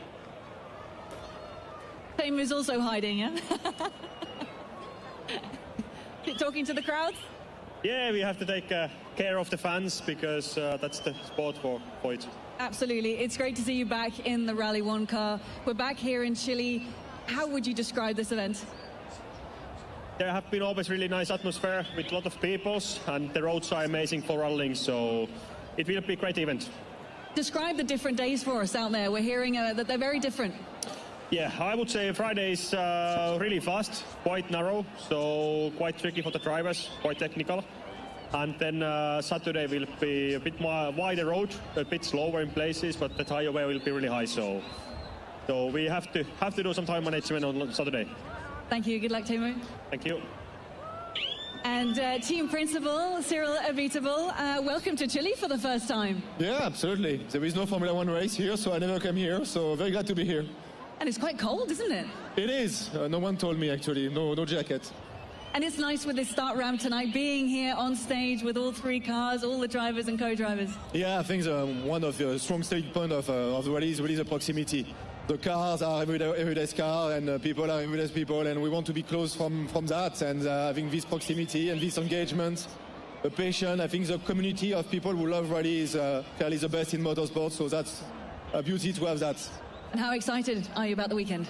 No, we are. We'd like to do something good because it's a couple of rallies that have been a bit tough for us. There's been some potential of a win maybe in Greece, of some good result also in Finland and Estonia, and yet last win is a bit far, so we'd like to get that feeling again. Sounds good. Good luck. Thank you. Muy bien, Molly entrevistó a todos y cada uno, empezó por Thierry Neuville. Yeah, interesting. Always interesting, isn't it, to hear Cyril Abitable's words? And I mean, Thierry Neuville in Greece, it was heartbreaking, wasn't it, to watch. He'd worked so hard and got himself into such a good position, and it was a very innocuous one again, wasn't it? I mean, spoke to them earlier, and they're very much with the championships not done, but looking a little bit of a long shot. It's all about rally wins for them. That's what they're saying. I think also you spoke to Cyril Abitable earlier on this week, and it's about as well learning for next year. That they've kind of written this year off as in winning championships. It's trying to get the best they can, get podiums, get maybe some wins. But what can they take from the rest of this season into next year? We know that they're planning upgrades on the car coming into next year. They're trying to evaluate stuff now to the end of the year. Effects Dimension, who's in the team now, he's working on all that kind of stuff. So it's big things for them. And there's rumours next year, potentially a fourth car for the team to really put pressure onto Toyota in the Manufacturers' Championship and for rally wins and to start blocking it, because you can only score points with 3 cars, but block one of your rivals driver points wise and things like that. But if there is 4 cars, who fills that 4th car? There's all sorts of rumours flying around. Getting to that time of year, aren't we? The silly season is well underway now, and off they go again. This wonderful sequence of the I-20s all driving away from this really spectacular show here at the start ramp, you've got to say. And yeah, about Thierry, well, I hope Cylinder's not stopped there. I think he's letting his teammate through. He jumped the gun a bit. Yeah, sadly saw, if you're just joining us, Esapeka coming on the back of a back of a trailer again this afternoon after that same thing happened in Safari. Was it a prop shaft back in Kenya? I think it was just a little fuel pressure issue. There was prop shaft and things like that, but it was a fuel pressure issue. Have it today, not tomorrow. Yeah, absolutely. Big thing. Got to say, though, the pace at Thierry. I mean, even in Greece in the 2 rallies before that on the gravel have been really impressive, and he's got to be certainly in the mix up there at the front, and going to be fascinating to watch. The pressure almost off them as well, if you think about it. With the championship's all but done, but let's see. I think you talked about Neuville, but Esapekka Lappi for me. They're desperate for him to have a big result. They're desperate, the team are. He's had a really strong season, been a couple of offs, Mexico, Finland, and he has borne the brunt of a lot of the reliability issues. But the team are desperate. They're desperate for him. It's funny chatting to Esapekka earlier today. I said, you've had this, we keep talking about it, the podium pace on pretty much every sealed surface rally we've had this year, but just seemed a bit frustrated in Greece there, a little bit off the pace certainly early on. He's like, well, no, hang on a minute, I think I was fighting with Elvin on some stages and I technically was ahead of Sordo, which would have been a podium finish if I got to the end. So yeah, he made a good point. But I think he said he's sort of gone back to sort of square one in terms of the setup again and what he was more comfortable with, which has been working so well for him. And he had a lot of problems, didn't he? He had a lot of problems. Friday and Saturday, he had to resort to a tap on the side of a restaurant to get some water. Can't go and buy any, can't kind of like be handed any other than the stuff that's at the stop line. And there's a tap. Let's use that. Remember Tommy Mackin and Kyle Lindstrom using someone's swimming pool to fill their Camelback and drinks bags up with to fill their Subaru Impreza it was in Rally Spain. I think it's going to be those Toyota boys coming out next. The 2 men fighting for the championship. Remember, 33 points now between Kalle Rovanperä and Elfyn Evans after their 1-2 finish last time out in Greece, which was a perfect response, wasn't it, for Kalle after a rare aberration in Finland. But how crucial was it that Elfyn got that second place in both the rally and the power stage? Massive. Just sort of kept him up there, didn't it? It's a tall order for the Drivers' Championship this weekend, but the level and the speed and the commitment that they're having to get and run at, anything is possible. Any mistake will be heavily punished. So let's see. But I mean, none of them have been here Rally 1 cars because it's a new thing. But Rovanperä was last year in a WRC 2 car. Kalle. He didn't even done anything. Not bad, is it? It's quite cool. Let's talk about tomorrow. First on the road. What is it going to be like out there for you? For sure, it's always a big challenge to open the road, as we know, but I think it's going to be nice. Dates look cool. Tomorrow especially is new, so I think it's going to be quite exciting. How would you compare this edition to the previous one? I think Friday and Sunday is a bit nicer now. Quite fast and flow. It's still narrow and technical, so I think we have everything to drive, let's say, nice rally stages. Good luck this weekend. Thank you. And now we'll have a chat with Elfyn Evans. How are you doing this evening? It's quite nice, this, isn't it? Yeah, it's nice to see so many people again. It's very similar to how it was in 19. We were just saying now it's nice to see. You're still within a shot of the championship. Every weekend, of course, is important. But is this one sort of extra special, do you think? Or do you not think about that at all? I don't really think of it in that way. They all count, you know. You all have to always do the best you can. So that's always the plan, and we'll keep at it this weekend. What will the approach be from the first stage tomorrow? Is it a full attack? Yeah, like always, we're here to do our best and see what's possible. They're nice but tricky stages, so looking to enjoy them and, of course, see what's possible. And do some of them remind you of home? A little bit, yeah. Although the weather conditions aren't so similar to normal Rally GB, so yeah, probably we're going to have it quite a lot drier than we would have had at home. Good luck this weekend. Cheers, thanks. Molly le preguntó primero a Kalle Rovanperä cuáles eran sus expectativas para el fin de semana, que describiera también la carrera. El actual campeón del mundo finlandés dijo: me gustan mucho los tramos de viernes y sábado específicamente porque son más veloces, me adapto mejor a esos caminos. Luego lo abordó a Elvin Evans para preguntarle cómo llegaba a Chile estando segundo en el campeonato. Dijo el galés, queremos ganar tramos, queremos el mejor resultado posible. Y ahora nos vamos con Takamoto Katsuta. Taka, how much have you been looking forward to this start ramp?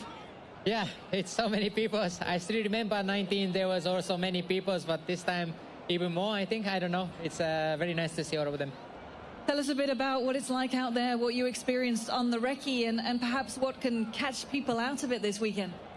Yeah, for sure, stages are very, very nice. 19, I have some memories that that moment was also nice, but this year, some even faster stages, technical, nice. So we all will enjoy the rally for sure.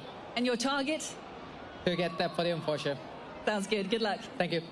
Era la palabra de Katsuta, que decía que se acordaba de cuando estuvo en 2019, que había una cantidad impresionante de gente en la rampa de largada en Chile, pero que esta vez le parece que hay más todavía. Cuando le preguntaron por su objetivo para la carrera, el japonés dijo, ojalá podamos estar en el podio general.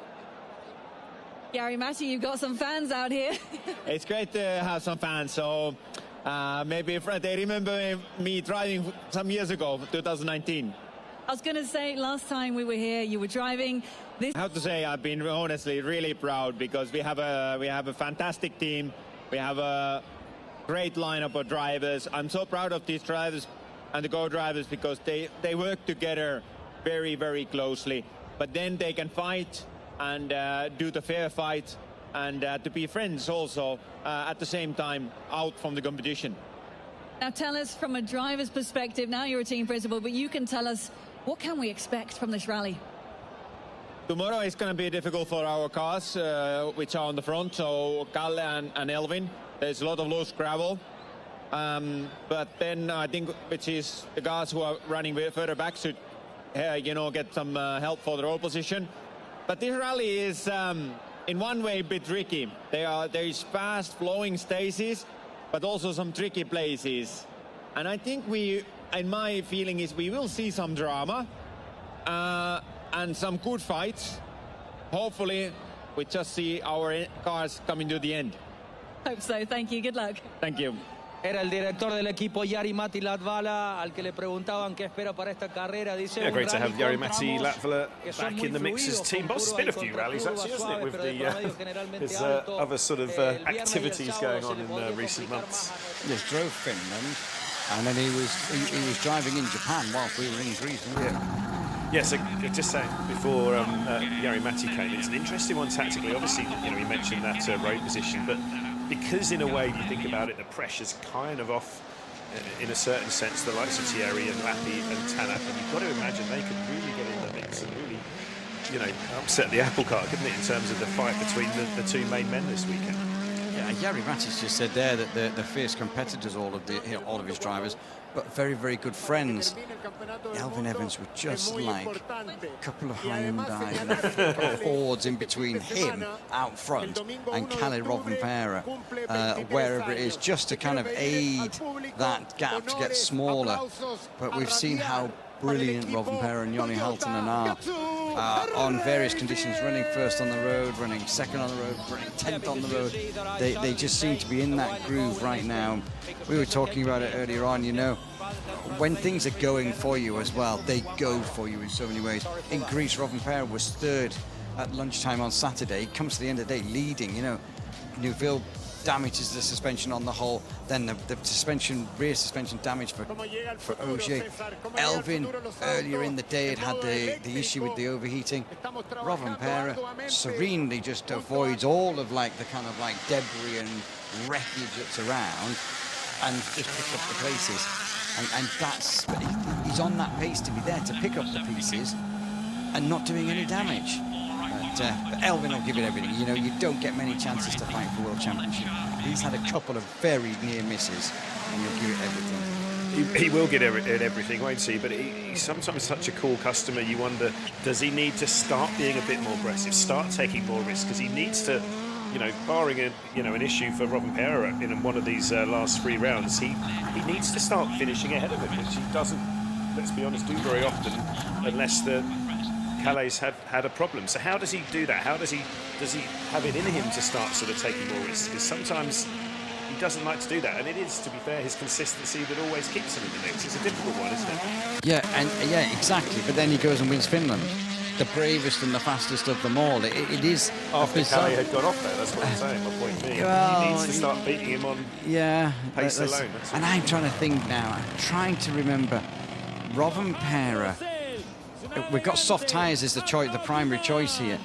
And I'm sure Kalle, I'd have to double check, but I'm sure Kalle, as Johan Rossell comes up, he's our leading WRC2 runner here, because Andreas Mikkelsen is not here this weekend. It's a round he's elected not to come to. But Rovanperä, I'm sure, and I will check, is it he doesn't like the car on the soft tyres and he prefers it on the hard tyres? But I'll find out and I'll try and remember. Yeah, we turn our attention to WRC2. Let's get back to Molly. Johan, you mentioned at Shakedown today your first time rallying outside of Europe. This is the opening ceremony in Chile, and you're looking quite impressed. What atmosphere, honestly, it's so crazy. Hello everybody, so happy to be back in Chile for the first time. But I'm not leading to the championship before the rally. I hope after, yes.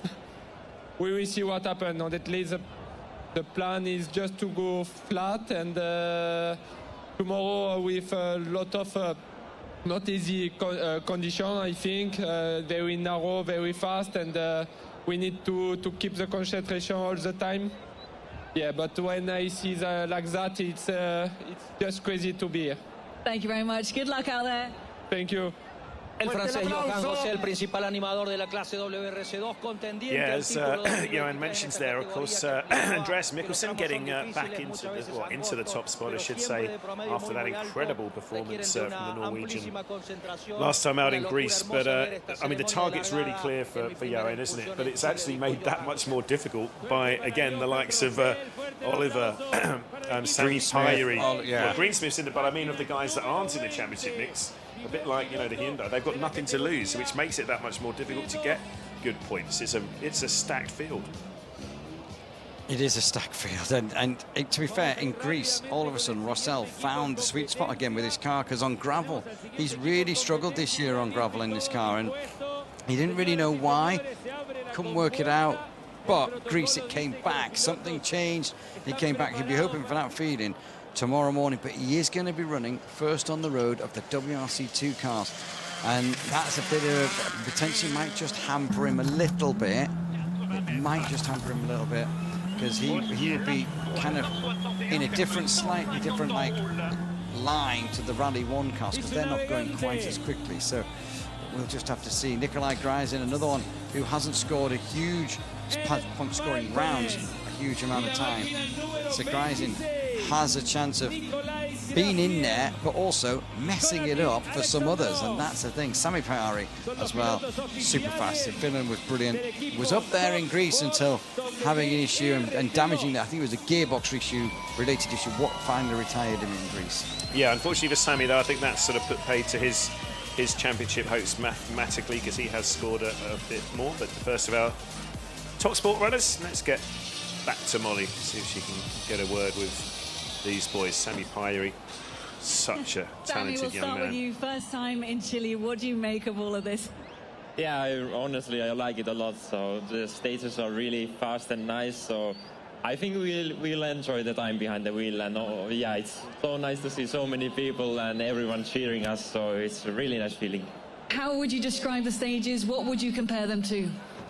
Actually, those are quite similar to what we have in at my home Finland, so I really like it. That's the main thing. And you won that event last time out, so what's possible here, do you think? Yeah, why not? I will try my best. Thank you, good luck. Thank you. Ahí le preguntaban al actual campeón mundial junior, que ahora está en WRC2, Sami Pyri de Finlandia, ¿qué le parecía el rally? Nikolai, also first time in Chile. How are you finding it so far? I would say it's first time for me in South America, and like a second time or third time in overseas, so it's something new for me every time. And really, for the moment, I'm really enjoying the Chile, especially after the recce. What we saw on the stages super amazing. I will say that it's also like Finland, but it's different, but really nice. And especially today, the shakedown also like short stage, but we enjoy it a lot. So I am quite curious of the next 3 days. You have an interesting little character on the car here. Maybe the camera can show this. What's the story here? The story more about our link with my wife, and also you can Google it, because I just really like this banana cat, because when he's in a good mood it's like this, but also when he's crying he has like the big river over his eyes. But it's easier if you find it in like the banana cat meme. Okay, we'll have a look. Good luck this weekend, Nikolai. Thank you. Volviendo entonces a lo que decía Payari, por un lado se compara mucho a lo que tengo en mi Finlandia natal, donde gané mi clase. ¿Por qué no buscarlo más alto? Analysis of whatever this banana cat is. We'll be following up on that, I think, and yeah, it's going to be interesting. Sami Pajari, as mentioned, after that Finland win, we thought he might be right up there and able to get involved in this championship challenge, but that frustration in Greece just paid to that. But yeah, he is a very talented guy. A lot of people talking about him stepping up into Rally 1 at some point sooner rather than later, but he's certainly got the talent, and yeah, still a very young man as well. Nikolai Gryzin, as we just mentioned, I think we're correct in saying it's the sort of dark horses with Gryzin and Kaito Katanovic. With those less point-scoring rounds, they've still, certainly more so for Kaito, got a mathematical chance, but they need to start scoring over these last few rounds, don't they? Yeah, they do. We saw Eni Malkonen there, Sami Pajari's co-driver. Eni had a birthday on Monday, and she saw her social media post. That's the kind of birthday I like, being out on a rally, and particularly she was like testing on the Monday. So yeah, they could be like a little fly in the ointment. Could the Finnish crew to maybe scuppering someone else's championship challenge. So as the next cars come on, so TalkSport run 2 or 3.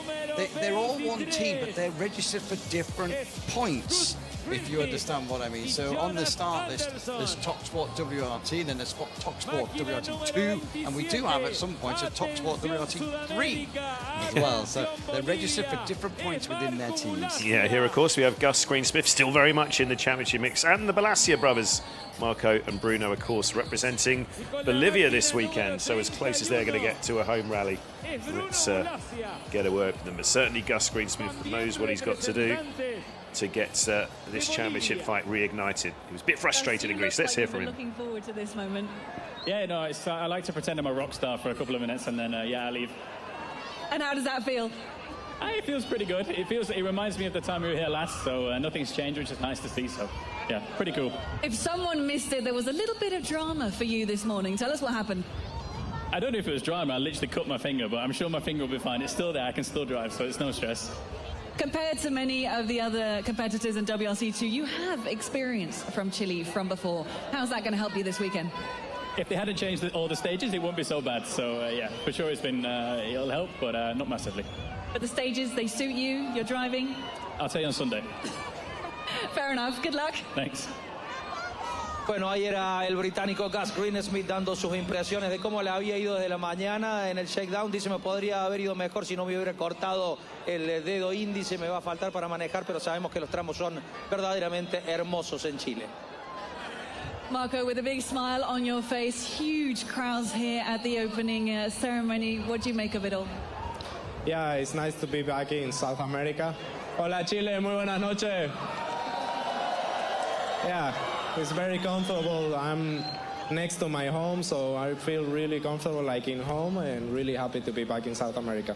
And what can we expect to see from you out there this weekend? Yeah, it will be a very tricky and technical rally.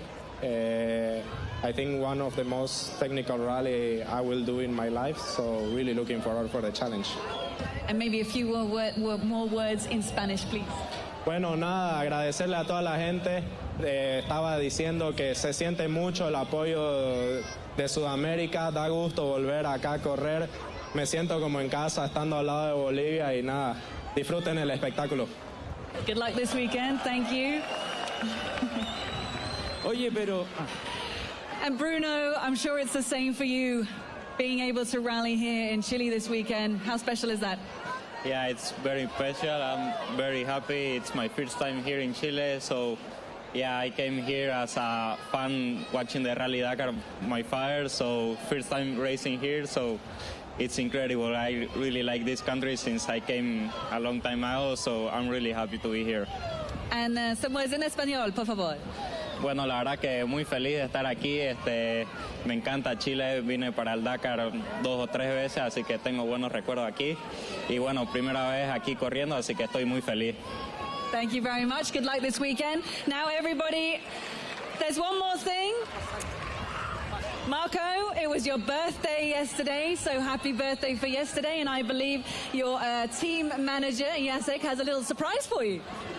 Thank you so much. Está de cumpleaños Marco Bulacia. Ayer fue el cumpleaños del boliviano, viene con torta de chocolate y todo. Feliz cumpleaños, Marco Bulacia. ¡Que la muerda! ¡Que la muerda! ¡Que la muerda! ¡Eso!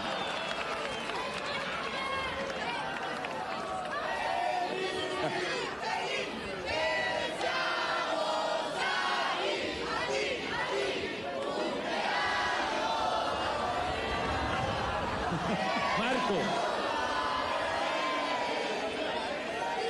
Fuerte el aplauso para Marco Bulato.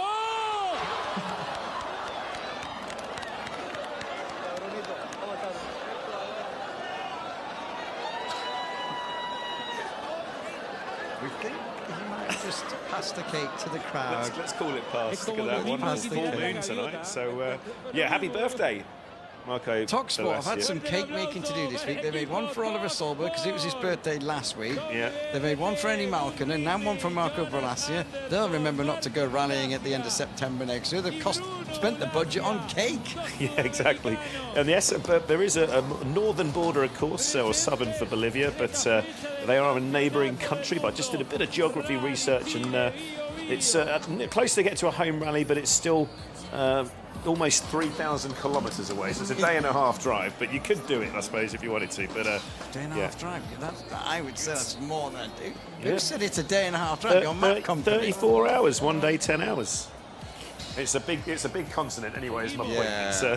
Yeah, that's wonderful though, as he says. You're going to feel that much more comfortable, aren't you? Of course, Spanish-speaking country up north in Bolivia. Bruno Bulacia, who's just coming down here, has a very cool colour scheme this weekend. But just to give you an update on it, Bruno is not actually part of the TalkSport team this weekend. He's driving for another team. But I think they brought the Bulacias on together because of their South American links. Yeah, so who do we have next up? Solberg. Oliver Solberg on his own, as you said, now up to a grand old age of, what will he be, 22 now? He's getting on a bit now. A lot of youngsters around.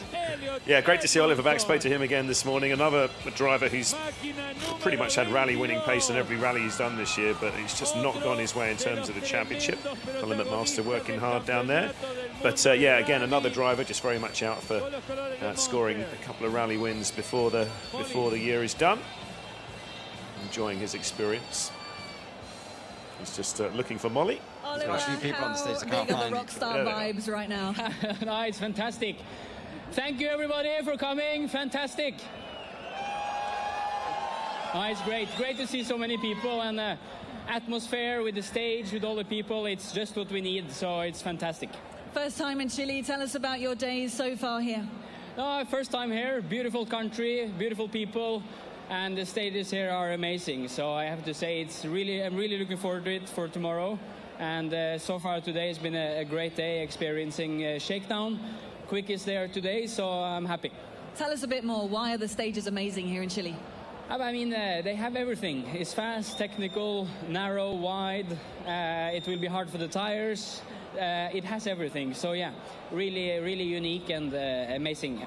Have fun out there. Thank you everybody.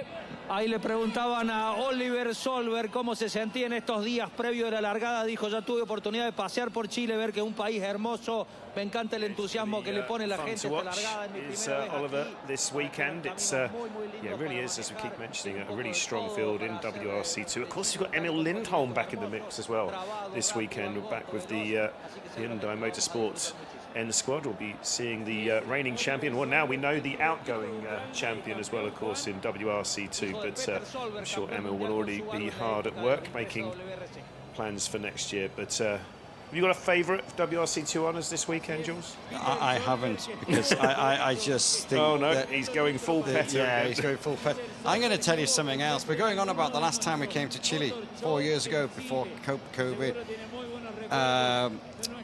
Katsuta, Rovanperä, they were in WRC2. Now they're in Rally 1.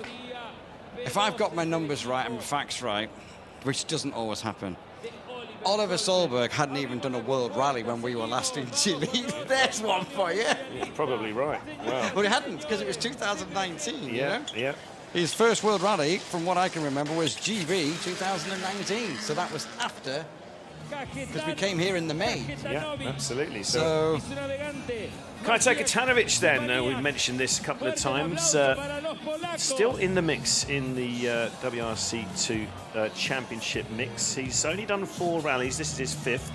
He's on 63 to Mikkelson's 108, so that's a 45-point deficit. But still in with the chance to keep scoring points over these last few rounds. Yeah, I mean, he's had a strong run. He's had a consistent run. Right, so you like a bit of a show. Should we find out how they're doing out there? Los Angeles, are you having fun? Hola, Chile! Kaito, Chile, how are you finding it so far? The atmosphere is great. It's my first time here, but I love this place. This is rallying. But of course, tomorrow we need to be focused as much as we can, because stages are extremely fast and narrow. So difficult, but I love them. How big has that job been of making the pace notes? The biggest.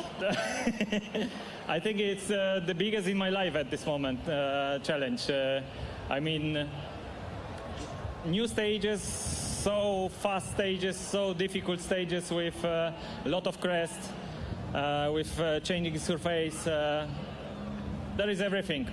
It's going to be a big weekend, huh? Yeah, absolutely. Big challenge for everyone, I think. Thank you. Good luck. Kaito, everyone! Thank you. Era Kajetanovic, un tricampeón europeo de rally de la clase WRC. Yeah, great to see Kaito enjoying it so much. He'd gone full South America earlier, Julie, when I saw him at Shakedown. He was drinking some... I guess he's got a GoPro. Oh, yeah. I saw Gus Greensmith, Jonas Anderson, Gus GoPro. They had a GoPro 360 hanging out of the side door. Hellas both had GoPros on the top of their cars as they came on. So lots of people trying to capture that atmosphere as they come onto the ramp. Yeah, it said to Kaito as well earlier, he did this last year as well. He seems to like this sort of playing catch-up, doing the hunting. You know, he likes to see what everyone else has done and then just sort of slowly sort of reel them in if he can do it. Obviously, this year was always going to be so much more competitive. But what do you think his chances are this weekend? Because it is such a strong field. Good, again, probably about 6 drivers could be in the mix for the win here, you've got to say. Yeah, and I think Kajanovic's his championship challenges, notice it's done on consistency rather than that outright, pure aggressive pace. But there's more than one way to win a championship, isn't there? There is more than one way to win a championship, and we saw that the way that Lindholm and everybody did it last year. They won a championship with being there and being consistent and picking up win, the odd win here, the odd win there. But I think the face of WRC2 probably has changed this year to you've got to be the fastest to win the championship. Yeah, Fabrizio Zaldivar as well, of course, his teammate. Obviously, another South American from Paraguay. It's a big weekend for him.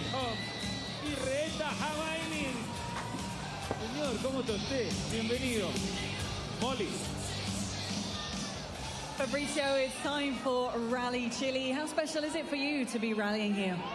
Well, you know, it's just great. It's for us, it's practically our home rally. We live really nearby Chile, so yeah, we are really happy. Just the atmosphere here is incredible, the amount of people. So yeah, we will try to do a good rally, try to do a good show for the fans, and of course we will try to enjoy. Tell us a little bit about the stages out there. What are they like? Well, they are looking just amazing. It's just very incredible. The 3 days are quite a different stages type. So yes, it will be fun for sure. Tomorrow it's just fast flowing stages, and Saturday we have very long stages, and Sunday it's just so very nice power stage. So yeah, we'll try to have fun, try to do some good times and enjoy. And of course, some words, please, en español, por favor. Bueno, hola Chile, hola Los Ángeles, ¿cómo están? La verdad que contento y vamos a tratar de hacer un lindo show para todos ustedes y nos vemos al costado del camino. Thank you, gracias. Good luck. Yeah, thank you. And Emil, he's run off. It seems to be a popular thing to speak a bit of Spanish. Can you? I can say buenos dias, but that's about it. I think maybe it's buenos noches now, right? Well, yeah. Buenos noches. Okay, new try.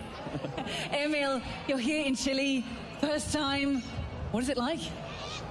I mean, honestly, it's amazing to see so much people out here, first of all. I've enjoyed almost a week already here in Chile. My first time, obviously, here, so beautiful country and beautiful stages. A bit like we have in Finland, so yeah, they can't be too bad, can they? Oh, and shakedown went quite well, didn't it? It was fine. We struggled a bit on the first pass, but yeah, it got better towards the end, so fastest is always good. Can you maybe highlight something throughout the weekend that is particularly challenging out there? I think Saturday will be a challenge for each and every crew. The roads are twisty, but the surface is very abrasive, so I think we'll need to be smart with the tires there. But yeah, we'll enjoy it for sure. Good luck out there. Thank you so much. Es el actual campeón del mundo de la clase WRC2 de Finlandia, Emil Lindholm, que comparó alguna parte de la ruta con la de su país natal. Dice, son bosques, pero hay algunas diferencias. El piso cambia. Si está seco, se puede tornar muy abrasivo. Llevo casi. Yeah, wonderful scenes down here in Los Angeles. We're still about 150 kilometers or so further north in Conception at the wonderful service park here. And what a terrific scenes down there in Julian. It sort of gives a taste of the atmosphere we're going to expect over the next few days, isn't it? Yeah, I mean, you can see all the people there. It's gone dark now. We're kind of into that. The dampness, the dew will come in and maybe just alter that first pass of those stages tomorrow. But yeah, what a great atmosphere. And there's thousands of people down there. We've seen the queues of traffic in and around the service park. We saw the queues of traffic going to Shakedown this morning. Fans lining the stage. And that's just Shakedown. That didn't really count today. Tomorrow is the big one. Tomorrow is when it all kind of like kicks off, and we're going to get super excited about that. You know, that's what we want. And people coming here in their Hyundai. Look at the sun setting over there. Yeah, it really is a stunning part of the world down here in the southern hemisphere. This long, great work there from Molly, and of course Beck's a bit earlier on. And yeah, this was the scene a bit earlier on when we were watching Emil Lindholm and Rita's return to action. Great to have them back, and I think they're going to want to finish a little bit of a frustrating season on a high. Obviously, it's taken them time to adapt to the Hyundai, hasn't it, the last few rallies for them? Well, that's it. They swapped mid-season, didn't they? They got this opportunity in the mid-part of the year to step up to the main factory team, and you never know where that might lead. Hyundai talking about young driver development programs. Sunnan's got to go. Is Lindholm in with a chance of maybe the odd rally next year? We were talking about that before. And Lindholm needs to make sure that he's on the money to kind of get that opportunities. Yeah, well, welcome back to the service park here in Conception. We just down outscored the M Sport team, as you can see. Obviously, Oit Tanak, as the former rally winner, we're all going to be watching his action out there. And just get a feeling, you know, they're due a bit of good luck, aren't they, this team? And Oit does seem to be waxing lyrical about how special these stages are all day today, doesn't he? Yeah. I mean, as he said there, like I've said a few times today, because he's been in amongst many media and many things like that. But it seems to be an event he likes. It seems to be the country he likes. So let's see, as you say, M Sport Ford are due a little bit of luck. Could this be the weekend, and could that and spice up the championship as well? Well, the time for talking is almost over, because we've done plenty of that today, but it is tomorrow when we get out to the stages, a big loop of 3 to come, repeated in the afternoon. So let's take a reminder then, or a look ahead at what we can expect from the 3 days of action to come here in Chile. The WRC heads next for South America, a return to Chile 4 years after the first successful visit pre-pandemic. The final gravel event of the season as we enter the closing stages of the campaign. Rally Chile based once again in the university city of Conception on the Pacific coast. Concepcion province, capital of the Bio region, the locals passionate about sport and World Rally. Big crowds greeting the crews as they head deep into the surrounding timber forests, along with occasional stunning ocean views. Here's how it all unfolds at Rally Chile 2023. Rally HQ returning to the port city of Concepcion, the service park based some 500 kilometers south of the capital, Santiago. 16 special stages, 321 kilometers against the clock, and make sure to catch the ceremonial start on Thursday night. The crew's sure of a huge reception. The action underway on Friday into the forest, 6 stages starting with Pulperia, the first of 3 tests, each run twice. The Chilean stages compared variously to Rally GB, New Zealand, Australia, even a touch of Finland. Fast and technical in places. The weather can play a part, coming in off the ocean. Saturday, a more demanding loop, certainly in terms of distance. Another double run of 3 stages, all over 20 kilometres. Maria de las Cruces, stages 9 and 11, is the longest of the weekend at just under 29 kilometres. Televised live, it concludes each loop. Sunday, 4 stages to round off the weekend, 2 runs each through Las Pataguas and El Ponen. 13.86 kilometres, the second pass is the setting for the end of rally power stage shootout. Yeah, so it's going to be a thrilling weekend, and this is just a look at how those stages are going to pan out tomorrow. We start with a good morning chat down here with Kiri, and then we move on to that first loop of stages at 8:35. That's local time, of course.